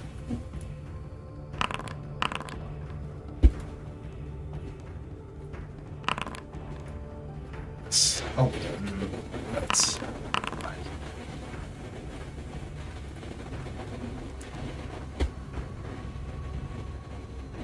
Okay. Which is 13.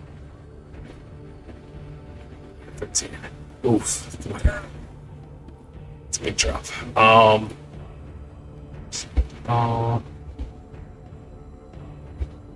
Okay. Oh, sorry. Val, can you roll again for initiative real quick? That's With the disadvantage. Oh. Yes. Oh, as with you were, disadvantage. yes, you were surprised seeing this ooze come up from the stone. Learn the secret of the ooze. okay. And then here. Yeah, I've always had an issue rolling in like initiative with disadvantage on here. Um, I've always had. when you're I actually no, yeah, because I think it just does it normally at the top. If you go into your character sheet, all the way on the left side, underneath your portrait, you can just click the +0. That's your initiative. Click that dice. Oh, there we go.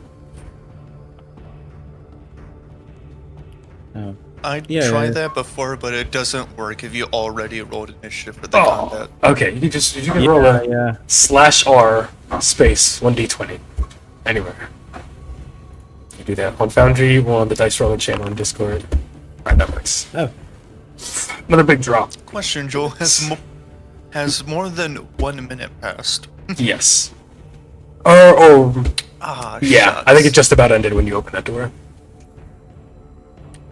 Fair enough. Still raging, though. Yes.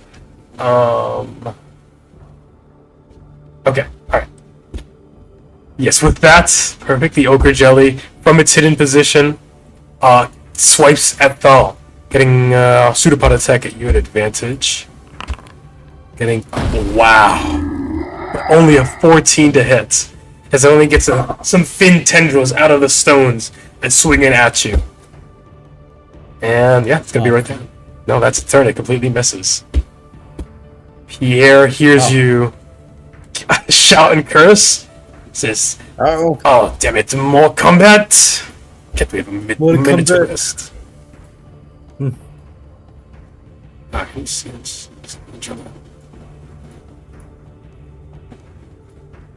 I'm just gonna. Yeah, I'm gonna move you back a little bit just so that you can see it. Like target it. Okay. And Pierre from right there. I'll move back a little bit actually. Will fire his crossbow. Get back, though. Ooh, nice. 22 to hit.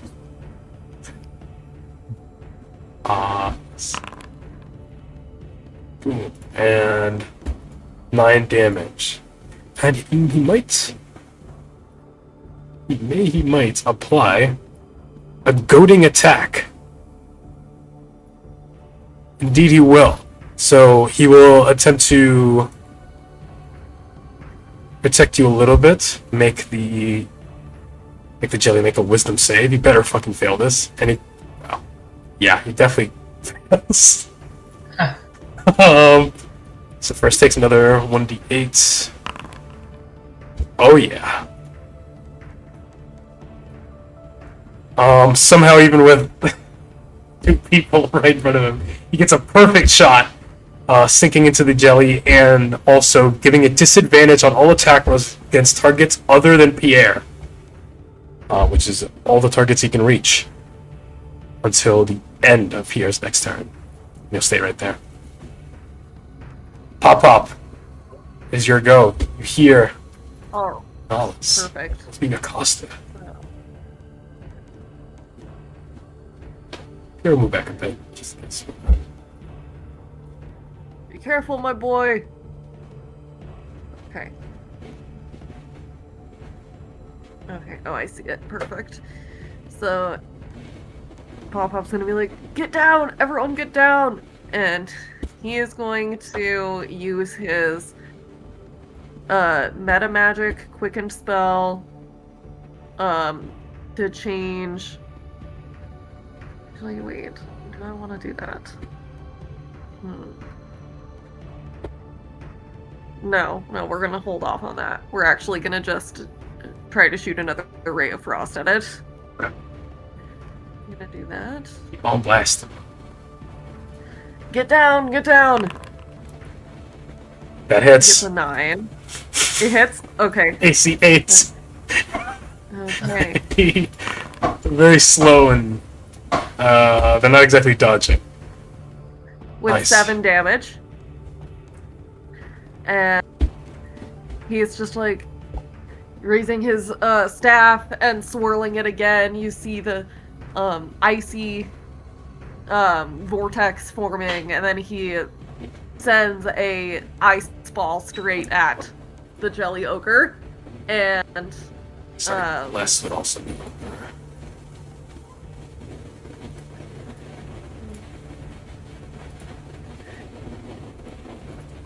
Then I think that's it. I'm just gonna move him back a little bit.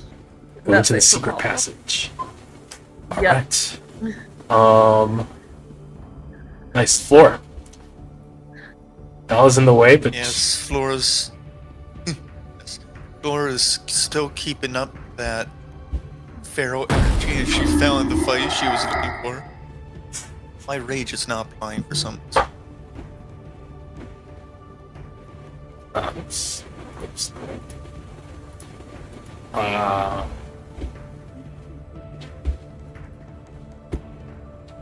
Try to. You have rage at the bear. Yeah, but not regular rage. Need that for my damage. That's fine. You can add the +2 manually to your damage rolls, and I'll do the. Well, taking the resistance. opportunity that Pop-Up took to tell Thao to crouch down, Floor will leap upon him once again, using him as like a back spring, and fly at this jelly. If there's a room on the other side of it, she will leap to it.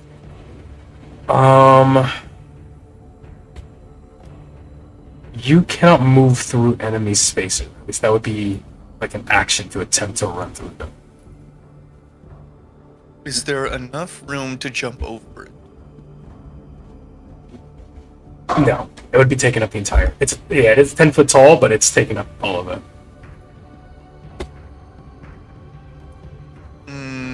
In that case, can I throw Thao out of the way? Oh my god. I'll say yes, you can. But one of you will be taking opportunity attacks. You can like swap places, but one of you will be taking that. I will take the opportunity tag. Okay. Oh, Oh, if you accept, that's very gracious. or kind of pushes into your space. Oh, Whoops. whoa, whoa! Who did that? You? Ah, well, at least you got me away from that jelly. Alright, why can't you enter? You're forbidden. No, Alright, I'm whatever. forbidden. We know you're there. That's fine. And it will make an attack against you. Oh my god, get a nat one. Alright, go ahead. Strike him with the javelin once more. We're gonna reckless this, even though I don't need to, because it's going to have a straight roll because of Pierre. And we're baiting for crits, but we are not hitting them. Okay. You're still hitting normally though. Yes. Stab and thrust. Gotta look for some kidneys. Somewhere. Just 5. That's a minimum roll. Ooh, but it's blood. Enough to bloody it to liquefy it? I don't know. And we'll say you can just move Thal right back with your turn if you want to get it in that space for his turn. Okay, your share. All right. Now then. Well, it's general then. Yes, gentlemen. I mean, you can. Your turns are like adjacent to each other, so you can swap around if you want here, but. For gentlemen. I'll just go ahead here.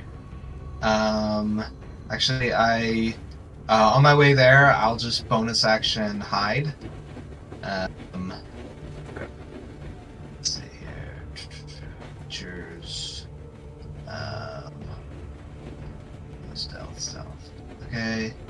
Normal 23, You're definitely hidden. and then I will make an attack roll at advantage. Slide up against the wall and then move around the corner and using Floor's long hide as cover. You shoot but under their legs at the ooze and definitely hits. Alright, and then for the damage, this thing's bloodied, probably don't need to fury and small it. Okay, 9 points of piercing damage. Another solid hit, causing the that ochre slime to pour out, and that slight acidity kind of getting into your boots, into the soles, and wearing them a bit, and it's still reaching out, trying to grasp at Thal. All right, and then I will just slink back a little bit and let Lisi and Thal finish it off. Yes, Lisi definitely will. Okay, Thal, you can go before Lisi. Or actually, it's up to you. Maybe she can weaken him, and then you can get the finishing blow. I'll just attack. It's all good. Yeah, I'll just do nice and simple. Oh yeah, that's it. Come crashing down with your heavy stone mace. Oh yeah, it's critical hits. And no, that has to be a nat 20. Never mind. Yeah, that's. Well, still pretty decent. I'll take it. Very strong, smashing it, holding it back. You have your shield up and it's trying to wrap around and dissolve your arms, and you're just bashing away, trying to empty it out like a juice box, right? It's got all these punctures, and you're just trying to squeeze all its innards out. Now, please, why don't you do me a favor and just perish already? I could say the same of you.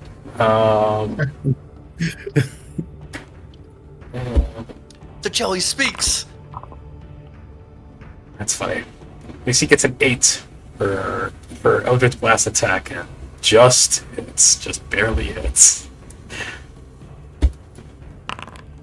And yes, I'm gonna say anyway that Thal got the finishing hit, because Lacey was before you anyway. So she blasts at it, leaving it was she would have left it with 1 HP, just enough for you to come in and completely smash it apart as it explodes into.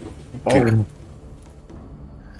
Well, hopefully we don't have to see any more of these horrible creatures anytime soon, but knowing our luck, we probably will. I don't know. I mean, this has been getting really fun. We can keep the hunt going. Aren't we getting rewards for killing these things too, right? I don't think any reward is worth being in contact with these creatures. But there is still a reward, yes. Norba's right behind you. Says, "Aye, we'll pay you what was agreed upon in the quest post once we get through and completely excavate this temple." Oh, completely excavate. Okay. There's bound to be more secret sort of passages. She pushes Thal back again and then climbs into the chamber, sort of searching for a further path. Says you get back to exploration. You find no secret. I think you actually would find a secret crevice in the altar, but it's empty, unfortunately. Either it was already long, let's say, excavated by other archaeologists, or the priest here ran away with the treasure. But you continue looking for doors, and I'll just find these 2 more stone doors.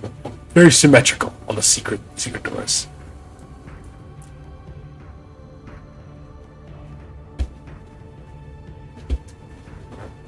See that there's a passage that leads north, going further east. Yes, Flora, you see that to your left there, to the west, there's that rubble, that completely fallen stone brickwork, and that probably leads to the passage that you were going back, the rubble dump. And then to the east, it ends in another door, very obvious stone door. Wouldn't that mean that this hallway just connects to the open door, or is this also? That was supposed to be a secret door, but it was destroyed in the earthquake. They have 2 secret doors in one hall, but it's only 20 feet apart. Okay, architects. Yes, you're realizing that all the rooms are connected by secret doors. So they're basically just normal doors, but you only know they're there if you're in the know.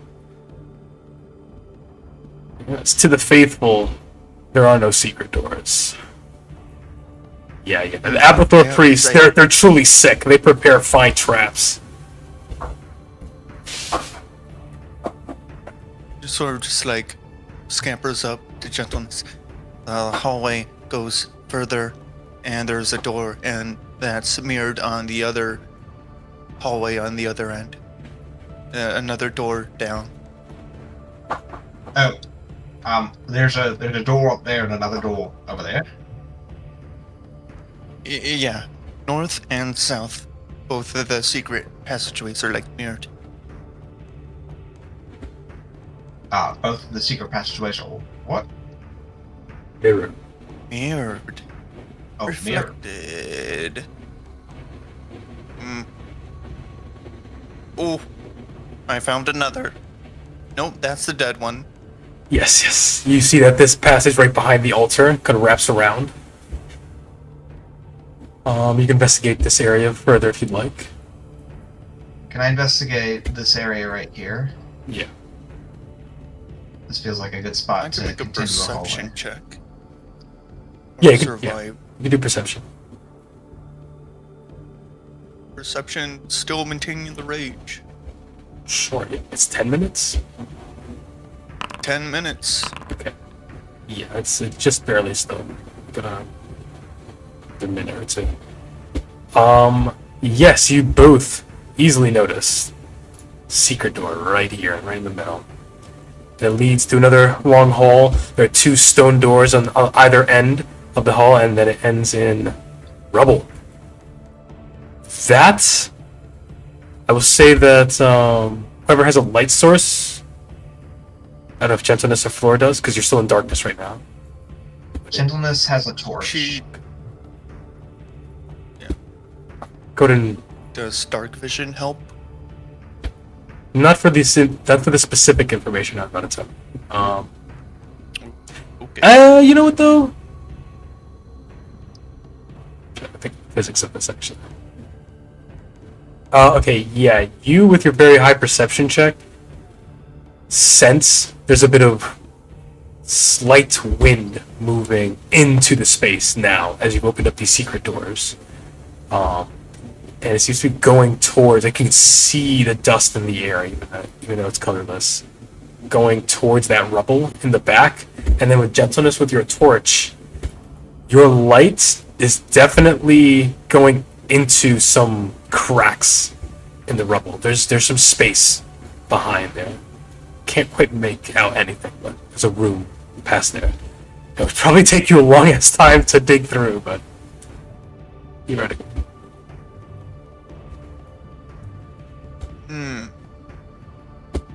There's an entrance even further back. The rebel. Right. Is it like collapsed stone?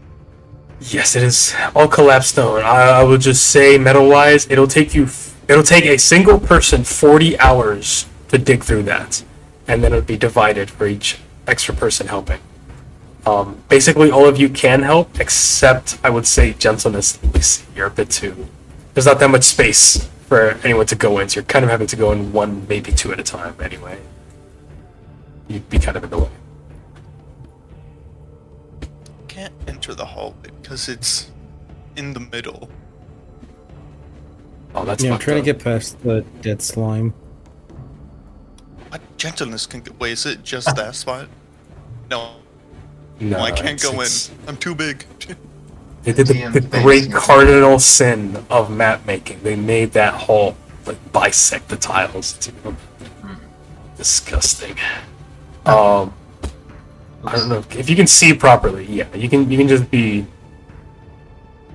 partially in the wall. Yeah, you have to be at the top one, I think. Let's see, Alright, you I'm can not looking what's up open there. these doors. Yeah, you're just inside the wall. You can see inside. Let's open up all these doors. You guys are inspecting around, and I'll say you can find the I still last can't- secret. True. Okay, that's fine. You don't have to go that further in now. All these other rooms are empty. To see more pots and like empty vessels. There is that room right above you, Gentleness. Floor and Gentleness, you're right next to it. There is an empty stone font that is jutting out the southwest wall, like this diagonal one. And there's a stone wardrobe against the east wall that holds rotted remains of bright red leather armor. All you can really see is the leather bits and like the kind of metal straps. There's like just barely tatterings of other fabric. Those might have been like the vestments of the priests. Is the bright redness of it, is it like a dye or natural to the leather? It's definitely a dye. Okay. No secret like fire salamander leather.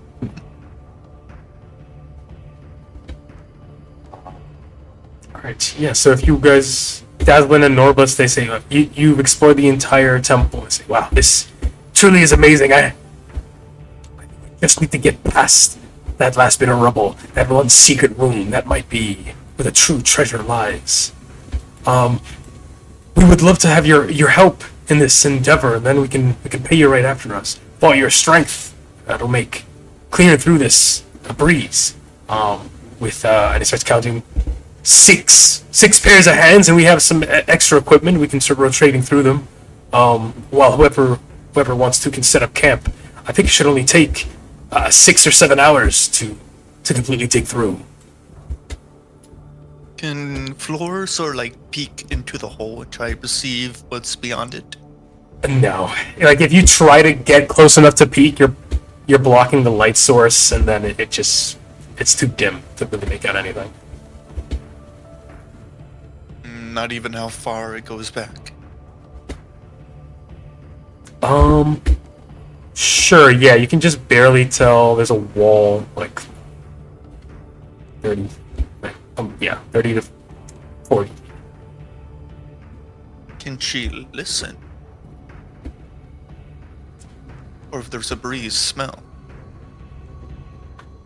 The smell is actually going into the room. That's definitely like the wind is coming from behind you, so you're not getting any scent from inside that room much.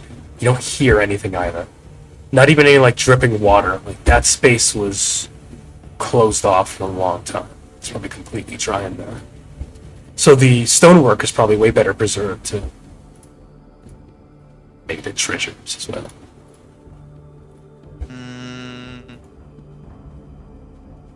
Evil god buried beyond. That's my guess. Yeah. So if you open it, you are releasing. I don't know what does evil gods do?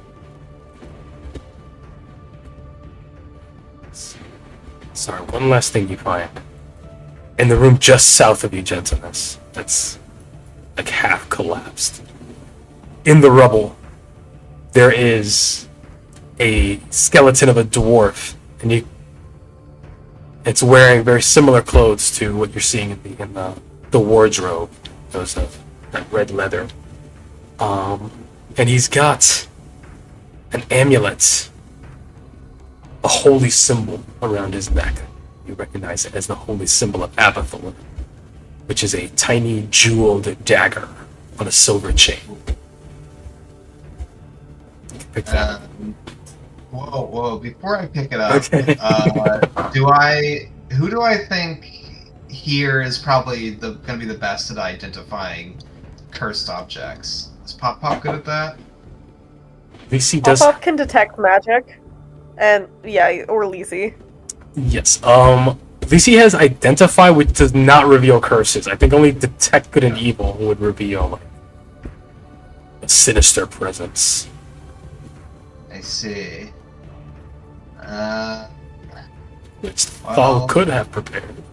Or you could, if you're gonna have camp now, might fuck up your sleep schedule, but you could take a long rest, and the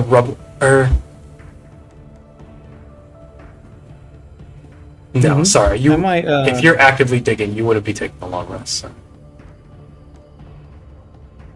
You're like take a short rest. Is yeah, that you can definitely gonna stay here for a bit. You can take a short rest.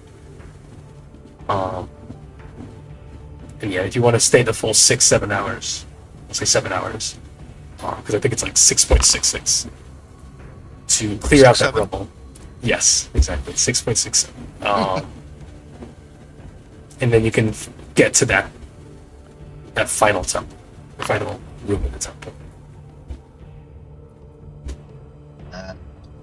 All right. Well, gentleness Short will rest. point. You know, Gentleness will point out the dagger, but he will say, I mean, as far as treasure goes, that looks tempting, and Thal, I'm sure you're interested in an archaeological relic. I would like to point out it could be cursed, but I don't know if we have an efficient means of finding that out. I doubt. I'm able to take a look at it. I don't really know about cursed charms. You do have divine sense, Thal. That. Oh, I do. Yeah. Yeah, if it's a fiendish presence, and if it's like an evil god, it'd probably be a fiendish presence. You can see if that is in the amulet. I don't have divine sense. I just have detect evil and good. I think it's at level 1. Paladins, it's one of your your class features. Again. It's a channel divinity now? Yeah. But yeah, so you can expend one of your channel divinities, which you get back on a short rest. Oh my fucking god, what is that sound? It's terrifying. It's the that's the effect, I guess. Dang. Yeah, you all hear the Eldritch horrors. Yeah, what is your divine sense? As you become sensitive to the otherworldly powers, to celestials, to fiends and undead. How are you seeing with your dragon eyes? Are you hearing? Are you smelling? Is it more like spiritual? It's kind of more like it's kind of like kind of like on a radar you get like the blips, and it's like a sort of like vibration that Thal can feel internally.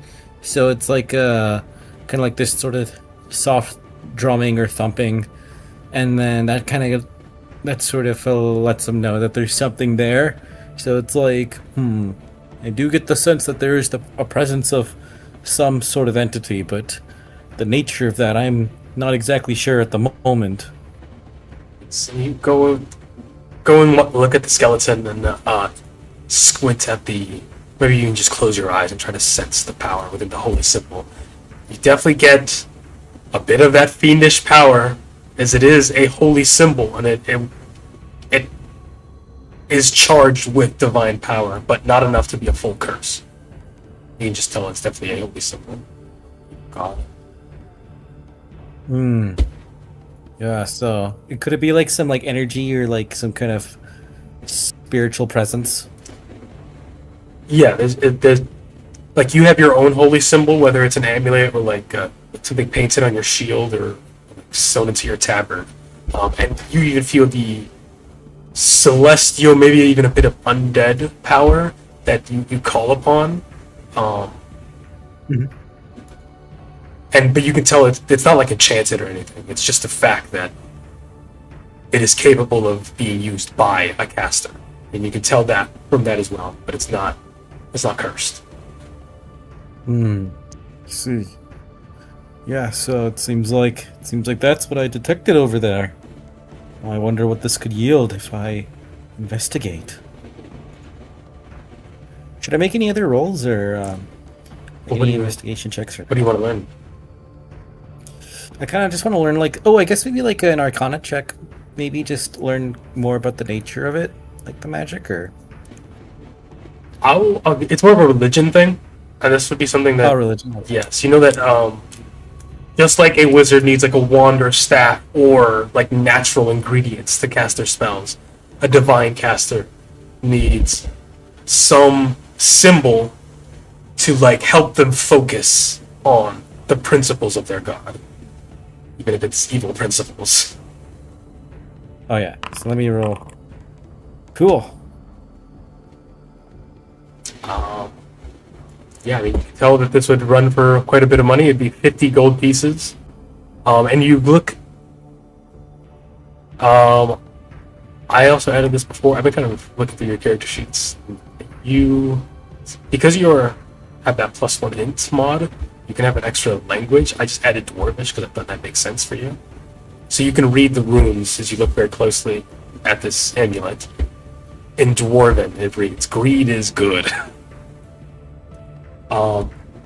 So for a normal person, this would be 50 gold pieces. If you want to sell it to a collector, it'd be probably more. But this would definitely be also something that your own institution would keep in their museum. And like maybe I guess you could tell me what would be the value to your institution? Why would they rather keep even this evil symbol than like destroying it, melting it down, and turning it to something else? Or maybe they do that. I mean, it's possible that, it might be used in some sort of ritual for power. Could be some sort of group that would stand to benefit.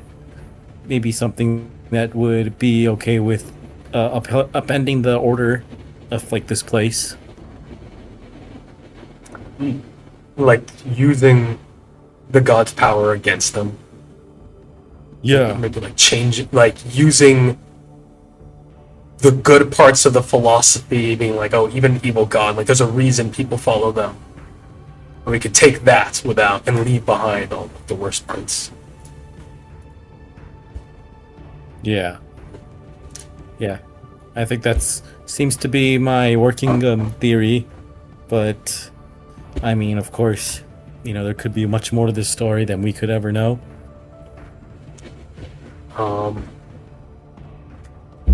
Yes, there's still lots of mystery in this place, and you see that.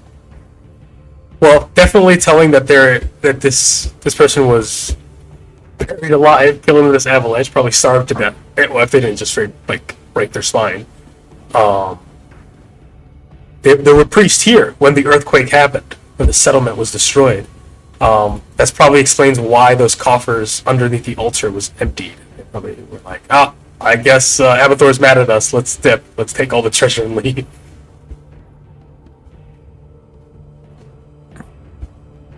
Yeah. And unless you have any more questions about what you have explored so far, you can set up camp either in the temple or out in the settlement in the sunlight and begin digging through the space. I think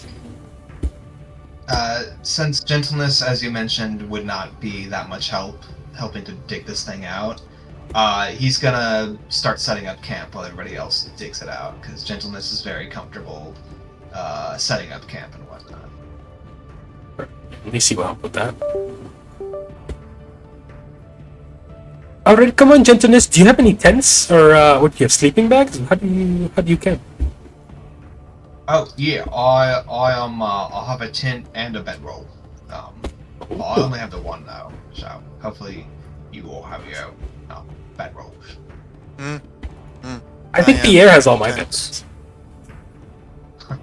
Perfect. Yeah, you just give that to us, and we'll set everything up for you.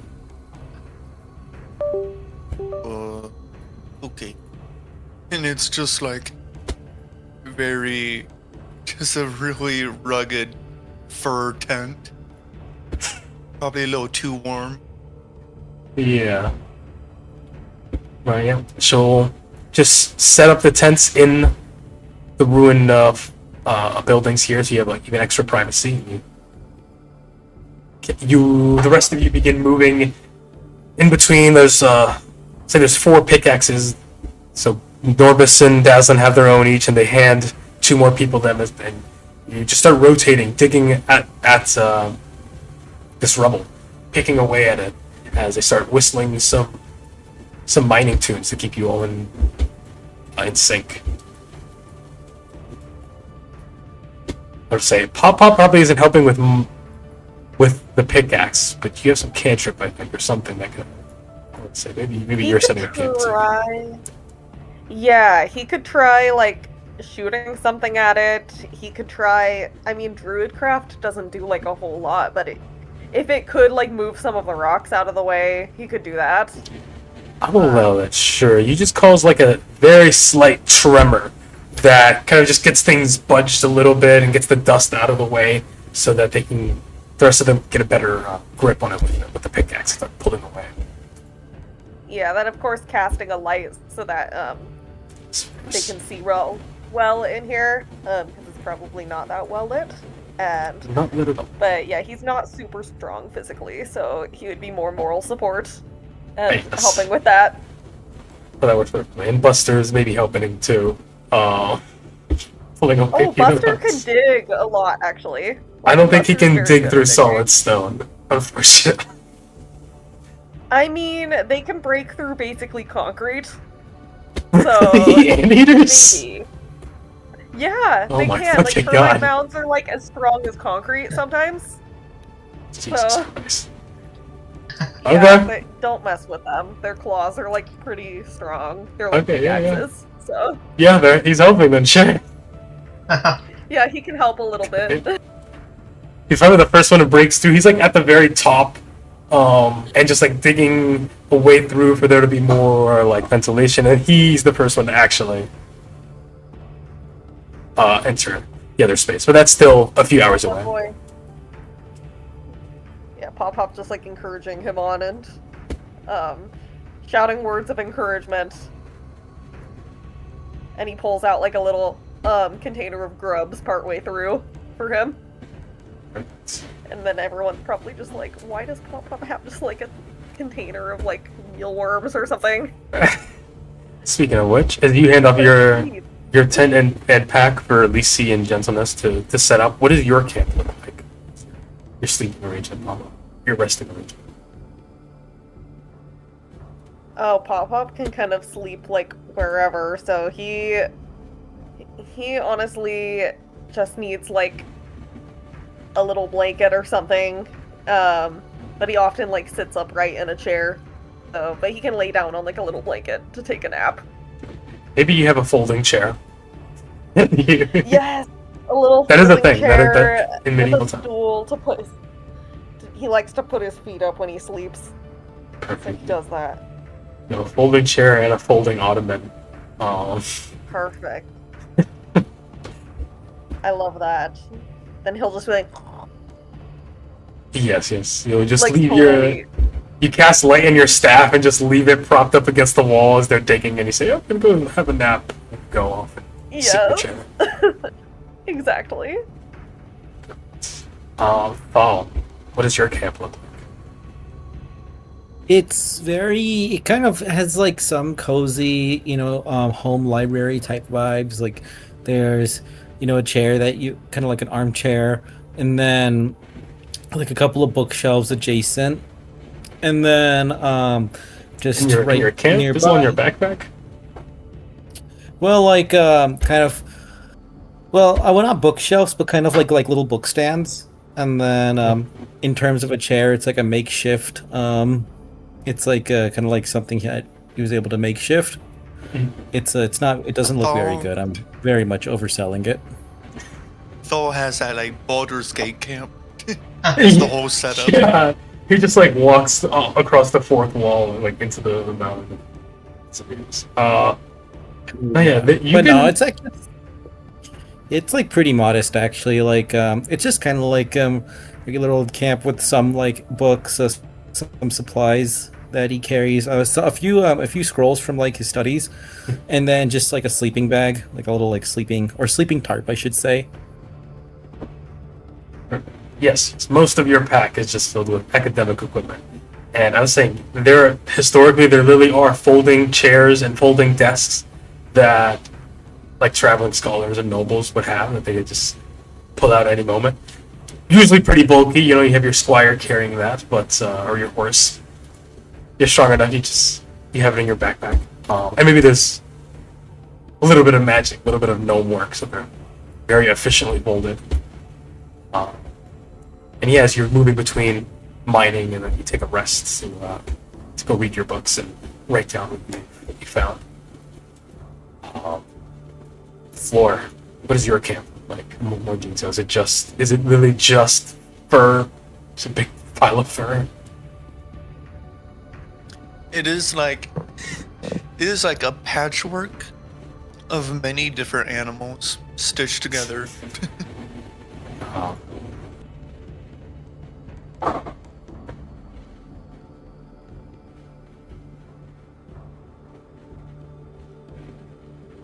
Hello? Am I back? Hello? Oh, okay, sorry. Oh. I think I disconnected for a second. I didn't catch the last bit of what you were saying, Flora. Just saying, like, parts of the fur are dyed green to sort of match, like, a forest environment. A little bit of camouflage there, okay. Okay, nice. Oh, and finally, gentleness. What is your camp look like?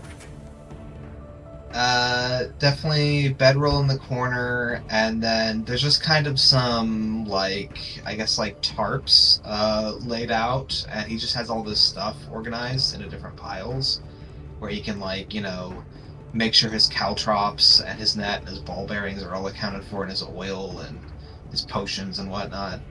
If he had the stuff that he's proficient in, that would be set up too and organized, but he does not. He's too broke for that.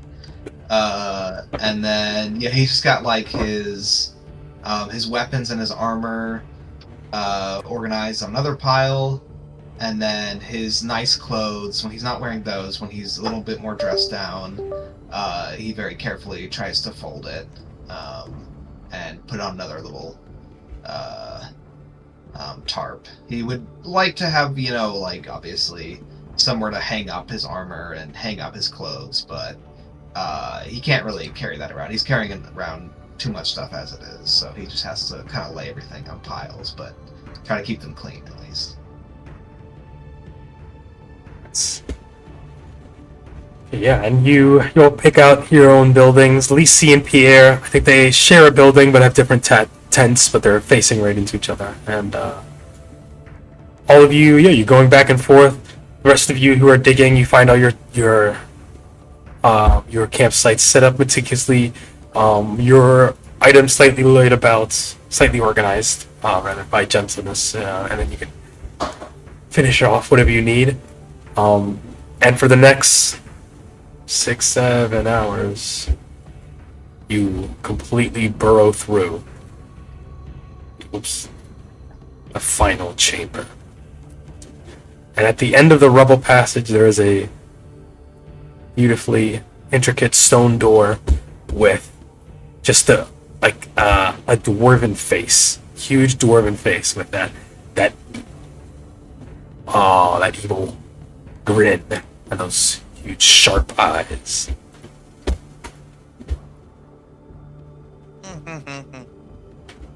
This is what I was saying before. Why was I digging again? For the treasure, of course. Go on then. What's on the other side of that door? Go and open it. Alright, that's fair. And Dazzlin will push up ahead. We'll crawl through the space that you've made. Push open the door, and Buster is there right next to him. And Pop, as you're napping and you're dreaming, you are looking through Buster's eyes. So you see this as well. There's this almost octagonal room with these two alcoves, the north and the south. In the south wall, there is just complete shattered rubble of what was a statue.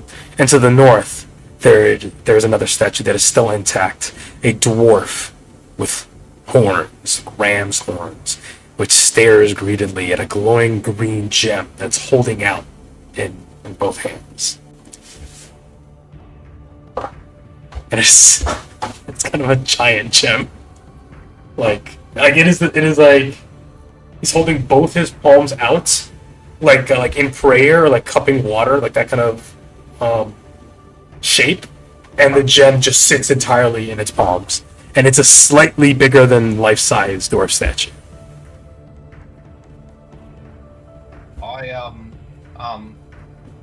I want to just feel like maybe it's necessary to state the obvious here that, maybe we should carefully think about the consequences of accepting an offer by, an evil god of greediness and whatnot, who likes to tempt people into,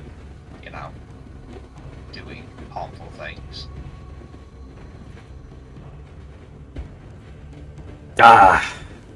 Well, we don't mean to. It's not greed that inspires us. It's curiosity. We can find out what kind of gem that is, at least. Try to take a closer look at it and find out what it means, what it represents to the priests. We don't want to sell it or nothing. You all are the archaeologists. Obviously, you're the experts. I'll leave it up to your expertise. I just want to throw it out there, word to the wise. But if you want to go ahead and take a closer look and do whatever, you all are the experts. Quick question: Did you take the holy symbol from the dwarf skeleton? I just left it there. Okay. I didn't take it. In that case, Norbus is in that hall and he looks and he sees the skeleton and he sees that dwarf who dedicated his life to greed with a broken spine. Says, Daslin, maybe just leave it for now. We can come back later, maybe with some more, I don't know, some other magic investigator or something. We can find out what's happening from afar. Yeah. Well, no. Have that elf come back here, that wizard. He can see the magic. And see what's happening here, or the dragonborn, the other archaeologist. Come on, we've spent all this time here. It's already dark out. We're not getting back to Phandelver tonight. Might as well finish our exploration before we sleep for the night. Come on. I don't know who's here listening to this. This would be in the hallway right as the mining is done. So whoever wants to be like the last miners.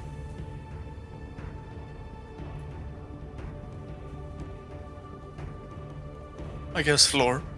Okay. I already stated she commented on it. So yeah, you're here and you can kind of. Deslin moves back in through the tunnel, and you can then squeeze in past them to see that same room, and you can see that huge green gemstone, probably an emerald, maybe peridot or something. Can't quite tell with Jade. not too much light. Probably not jade. It's slightly translucent. Actually, no. I think jade is sometimes translucent. Okay, yeah, it might be jade. And yeah, definitely. I mean, it looks suspicious, but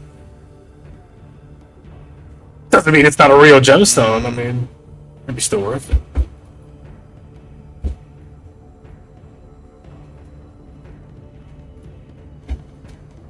I guess I'll make a check. Is there any... She doesn't have no idea what to look for. Are there, like, arcane runes around the hand?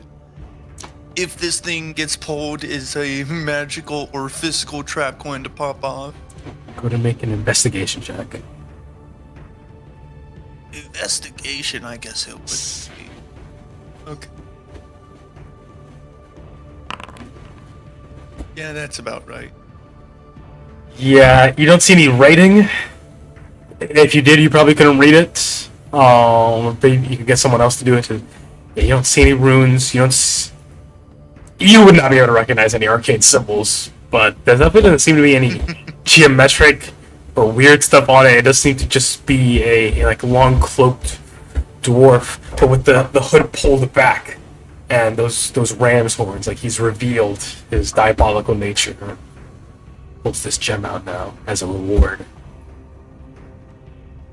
He's almost a little cross-eyed as he's kind of like staring at the gem. It's almost like looking into it as if there's some secret he can see inside of it.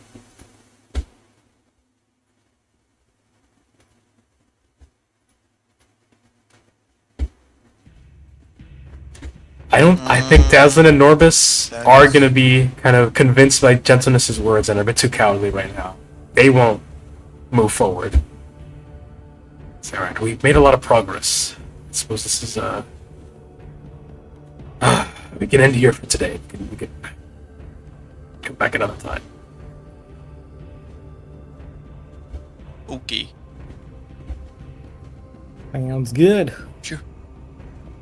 They want She'll just follow them out. She disappointedly. has no interest. Yes. This is, well, I don't know why we did all that. well, for knowledge, of course, look at what we've learned. We've learned who made this wonderful temple and a bit of their purpose. If we can explore more, I mean, there might be more secret doors and secret passages or in the inscriptions, and maybe eventually we can get that gemstone out. We'll come back with a 10-foot pole. That's what we're missing. Is reach the only thing we need? Maybe with some sort of... Ooh. None of you have mage hand, do you? I can do mage hand. But piped up Pop-Pop because he has his wizard hat. He could cast mage hand. Or Maybe you attempt can... to. Maybe you can try, you know, jostling that gem out of the statue's hands. Can I first cast detect magic on the gem to see if I can see if it's magical at all? You absolutely can cast it on yourself. I'm going to mark that spell slot as the magic radar emanates from your mind. Your third eye opens. That's definitely evocation magic. Probably gonna blow up. Wait, you said it's definitely magic? There is 100% evocation magic within that gemstone. If it's a trap, it's probably gonna blow up.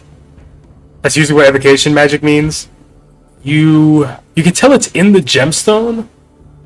You don't know if it's gonna destroy it or if it's just gonna like send out a flare of magic. My good friends, I must warn you that this gemstone likely is a trap. Well, we got that part. Definitely a trap, but can you disarm it? Disarm, not sure. It might blow up if I try. Boy. Well, that's big.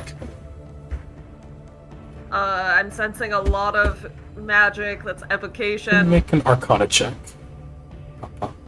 Or Pop-Pop, okay, great. Peer within.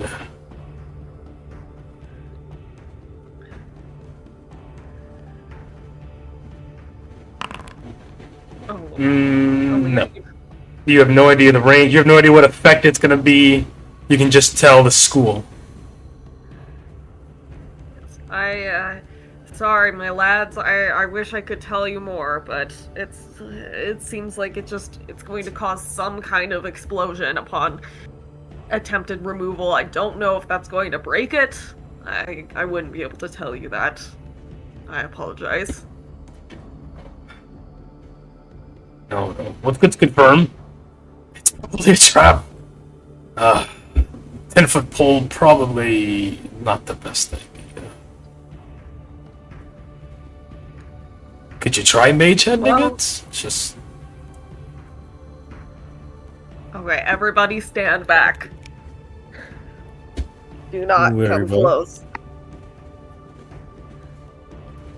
I'll just move to the settlement. Okay.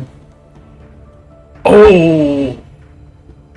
That's actually a good point. If that explosion is big enough, I might send the entire temple collapsing on you. Maybe, Okay. damn it all. Maybe it's not a good idea to be messing with things until we explore it a bit more. there could be other treasures still hidden in this temple. We wouldn't want to squander that opportunity by possibly causing it to collapse in on itself. Oh, we've opened all the passages now. Any other thieves and grave robbers might come in and grab everything. Just wait. You said that amulet wasn't cursed, right? What's the thou? Well, I did. I mean, I did sense something. I didn't necessarily see if it was cursed or not, but I did sense some kind of energy or presence from it. Pertaining to that deity. That doesn't necessarily mean it's inherently cursed, but considering it is an evil deity, I suppose it could lean toward that way. Well, you know, I think it's better if it's in the hands of someone responsible, like us, or even you. Better to get it out of this place before someone with darker predilections catches a glance of it. And Norbus will enter that room and very gently, hand shaking, pick up the amulet and very nimbly take it off the skeleton's head. And there's no explosion, there's no dark whisperings, his eyes don't turn black. I think it's safe.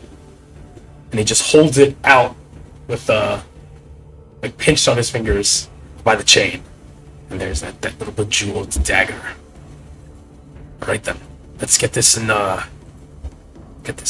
packaged up, safe for storage.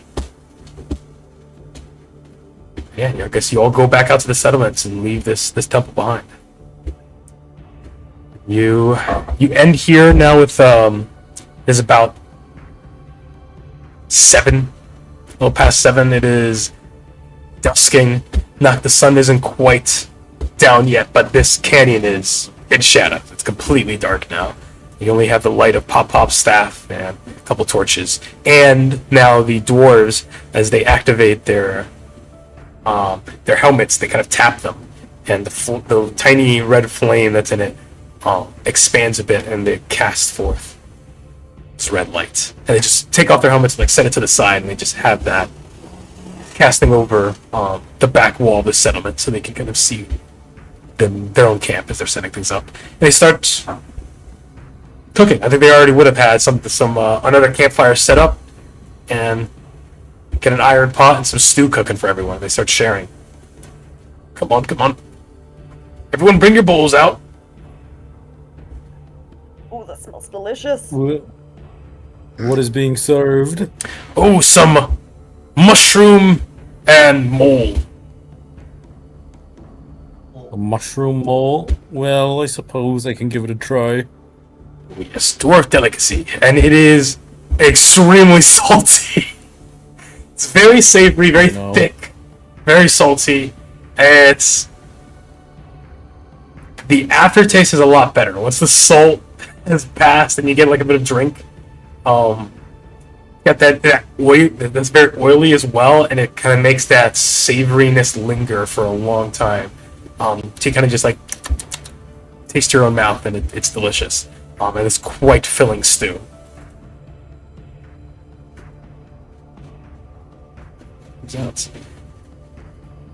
And what is the plan? Do you want to try going back to Phandelver in the dark? It wouldn't take that long, but you would be getting to Phandelver maybe.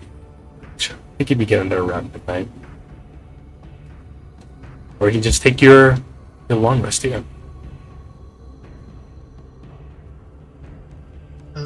Oh, by the way, can we ask these guys for the 50 gold? Yes, as you bring it up, they say, "Oh, of course." And they reach into the coin purse. That's how dwarves say it. And yeah, he hands you 50 gold pieces. Norbus does total for the entire party. Split that as you will. Divided by 6. It's a little.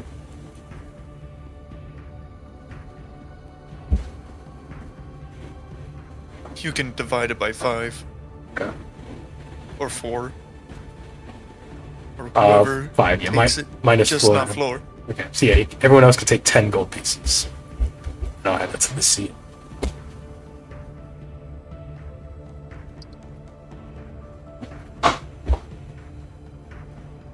Oh, This gold just tripled there. get your money up. Norbis and Des. Is feeling like leasing that.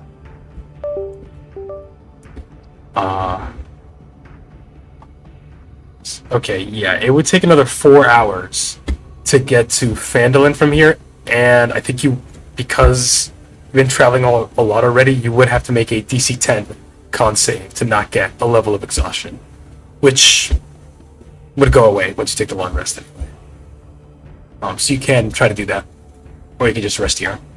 Where is the Banshee? I will bring I you. was wondering that. Activate. Here we go. We're in the Sword Coast. You had come from Nomengard, across the mountains here, not quite in a straight line like that, but you passed by Axholm. That is where the Banshee See, is. I thought we were going to Axel. You're way I didn't past. realize we were going to this temple. Way past Axholm. No, you were at Abathor Temple. And yeah, that was like a little over half your normal traveling day. So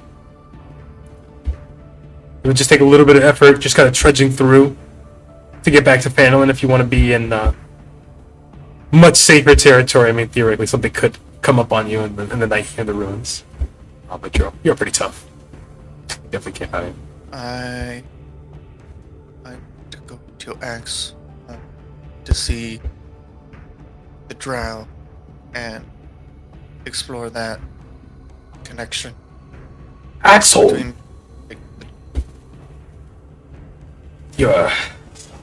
I mean, I can't say I'm not curious, but no one's ever gone deep into Axel and come out. Some people have, come right into the foyer or chased away by ghouls. Yeah, I recommend you stay far from Axel unless you got a couple priests with you.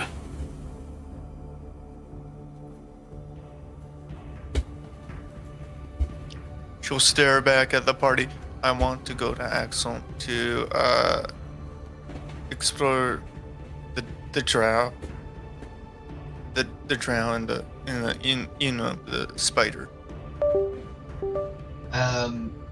Given the level of our party, does Gentleness think that we might do okay against ghouls and a banshee, or is Gentleness feeling like their warning is pretty appropriate? You can make a history check with advantage. Okay. Falcon as well. Okay. Yeah, Floor, you can make a straight history check since you're the one who we're bringing this up. And I She guess doesn't know the threat level of anything. She just sees what she wants to see. fair enough. Okay, yeah, Fall. You heard a lot of stories. You definitely heard tales of a lot of dwarves, especially really want to kind of restore the glory of Axel. And are kind of going through and explicitly trying to clear it out of all the monsters, and even priests have explicitly gone in with the power of their gods and their ability to repel undead. Yeah, anyone who got past the main gate never returned. That is all the stories you've heard. Some people have kind of just, when you were going past, you saw that the main stone doors were just barely agape. They used to be completely closed. Someone opened them up. They died. A couple other people just went barely past that gate and were chased off. Oh my god. And every other time that someone is trying to go in, they either got chased off or died. Or never came back. Probably became a ghoul. Oh my god. Okay. They are Well ghouls done. are cannibals. Kind of cannibals. They just eat all flesh.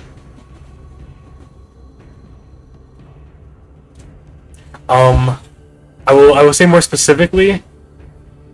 most of the dangers you've heard about, like ghouls, an individual ghoul is not that dangerous. It's the fact that they come in like packs. At your level, you know, you'd be dealing with ghouls and giant spiders, and you don't really know the layout of the area very well. You might be able to survive it, but you don't know about the Banshee, because the Banshee has like an insta-kill ability. So you like the moment you get to the Banshee, you're probably already going to be tired as hell. You'd have to be extremely cautious, and like either be very focused and know what you're going for. You're trying to find like lost treasures there, maybe like the crown of the king there or something, or like kill all the monsters. You have to be very cautious. Theoretically, you could do it. You have a lot of power between you all. Your smites are especially effective against undead. That is true. And I think there's someone else. Anyone else who has like light abilities or like abilities that undead are weak to?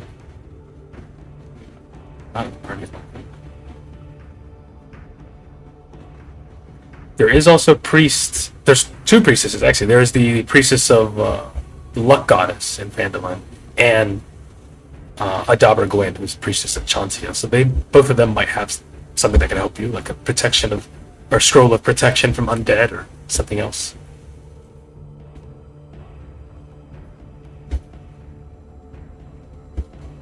Yeah, we might be better off going back to Phandalin after we rest and seeing if we can prepare a little bit more before we go in against this Banshee. Actually, if you are planning to go to Axel, well, you did a bang-up job here. I mean, we might be able to help you go through. Not to help fight, but to help with the excavation. If there's any, could bring our climbing gear or mining gear, help you get through any rubble or tricky passages. Oh, thank you, good sirs. That would be most helpful. Of course. No, thank you. I worry about us running in unprepared. Definitely. Every expedition, you want to have a few weeks of getting as many maps and information from other travelers as you can. That's something we could do once we get back to Phandalin for you. Plenty of other miners also go around the Axum area. There's other old mine entrances and passages to like other smaller settlements. You know, human settlements tend to have like farmlands in the outskirts. Dwarves have something similar for ore or for caves that are particularly lush. So some of the miners look through that. We can see if there's any alternative passages.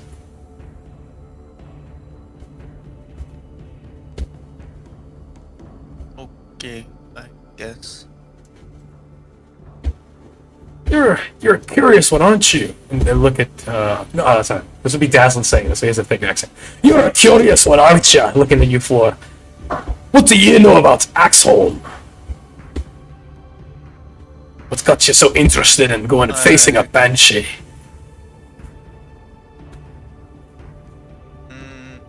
I don't care about the Banshee, I guess. I just think...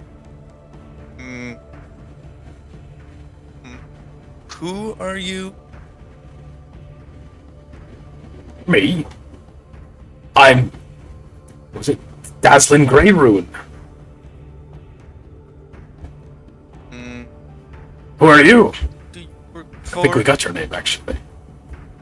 I work for myself. I'm self-employed. They said as Norbert said, we're freelance archaeologists. Sometimes miners and prospectors, but more interested in the history than anything else.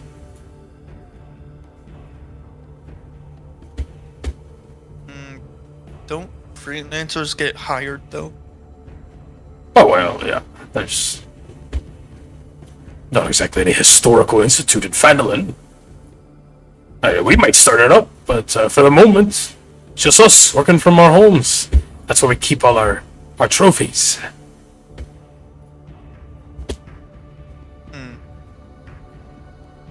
Well, do you know anything about the Black Spider? Black Spider.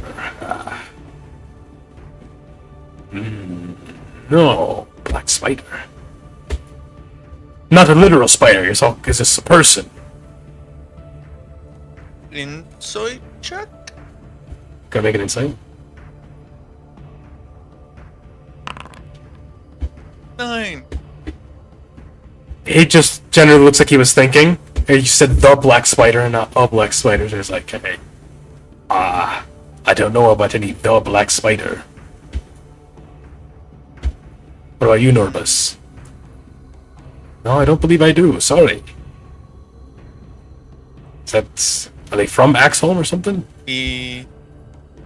Oh, that may make sense. The Banshee was a drama, right?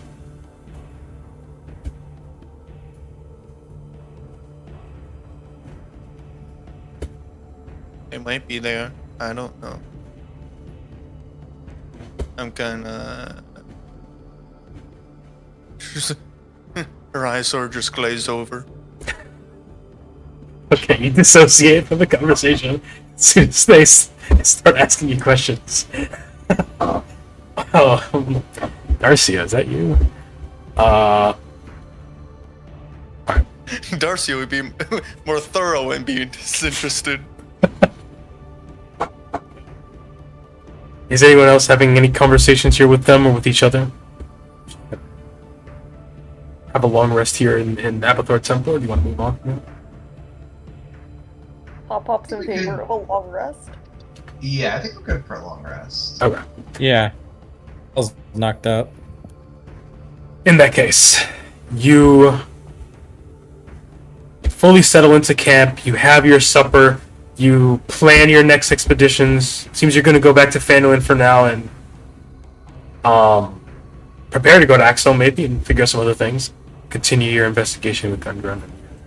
Share some more tales of your other expeditions with Norbus and Daslin. And they tell you about their travels. They've been to Nomengard themselves a while ago. Actually, probably a few times, but it's been a while. And maybe you share your battles with the shapeshifters there.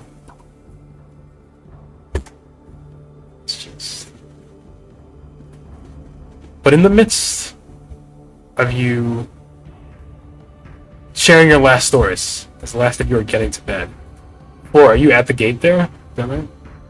You're standing at the Yeah, sure. Let's say she put up her tent right at the end. Okay. No, that makes a lot of sense, Tom. You see then in the Just a shadow. little bush. A random bush in the middle of the stone. It's a rock. It's a bush-shaped rock. You are the first to see them walking up. A posse of 6 orcs. All with different weapons. Kind of strutting up in their furs, or just completely shirtless, with the one in front of you has a great sword that he holds over his shoulder, and he's walking with a wide stance. This absolutely muscle-bound orc, like 6.5 feet tall, probably 300 pounds, with a sword even taller than him, kind of jagged, or not even jagged, just like these long spikes coming right up at over the hilt. And another one on either of his side. There's one with. Oh, look at this one first. There's another one who's kind of equally as tall and kind of broad-armed, but with a big fat belly, and he's just dragging a great club along the ground that seems to just be a partially polished tree trunk. And then, kind of creeping up against the wall, slightly skinnier orc, covered in tattered furs, and he's got. Oh, and by the way, I'll also say the big fat one with the great club also had a helmet that's just like a gold skull strapped to some leather cap. A goat skull? Yes. So he's also got goat ram. The Fashionable. Yes, very much. And the last one kind of crawling up against the wall. He's got this long chain, and at the end of it, and like in between all of it are tied these tiny bits of bone that are like rattling as he's kind of spinning it in his hand. And at one end, there's just this hunk of what would have been like a morning star, like a morning star flail, but it's kind of all bent and dented and kind of rough and ruined. And he's just swinging that and kind of snarling and looking around. It looks like his face is almost like half paralyzed, and he's got this mad look in his eye. And as they crop up, like on the horizon, let's say, Floor will take out her little spear, and sort of just sort of hold it up, as if the fang was a part of her own mouth. It sort of just extends out. It's a really awkward position. She's sort of holding it like it's a fucking telephone. And she's going to whisper into it and send message to gentleness, saying that we have a tribe, a little group of 6 orcs coming. They look dangerous. I want to fight. Prepare at the gate now. Quickly, quietly. Gentleness will just immediately jump up and get his stuff and start running around and quietly ushering everybody, just saying, there are orcs coming. Hurry to the gate. And we will pick up next time with orcs approaching. Oh boy. Thank you so much. This was awesome. This was fun.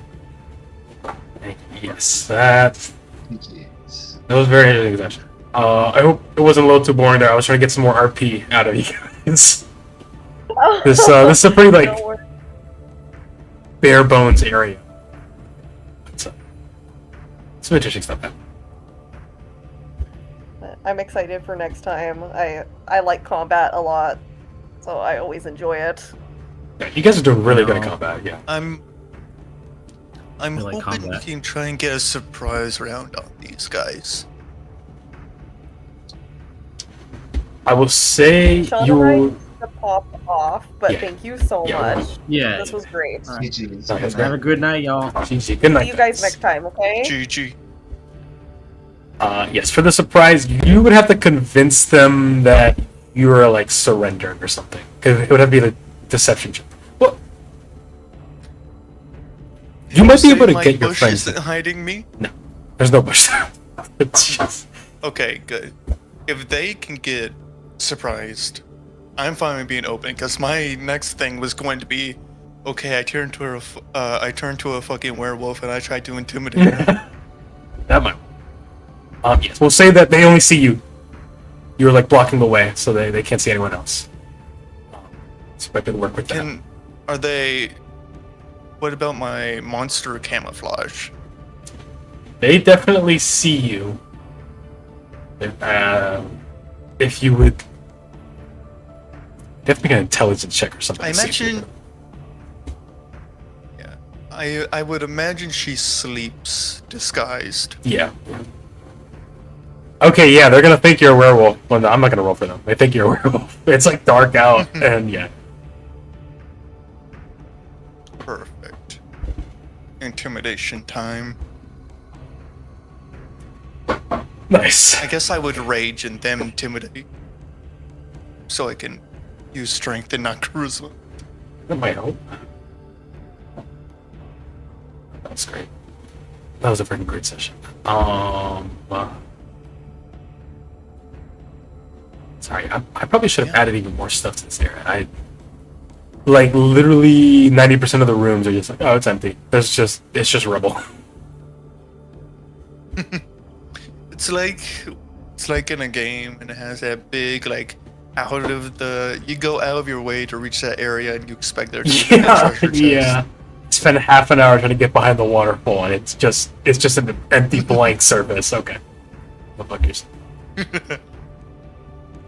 This close to greatness. GG. See you next week. Free XP. We're doing fucking. Oh yeah. Sorry, I said GG. I have one more comment. Just oh boy, we're doing combat XP. Okay. Part of me was Um, thinking like, if I purposely split the jellies, do I get more XP? no. It's all part of the same CR. Okay. Fair enough. This time for real. This time. Alright, GG.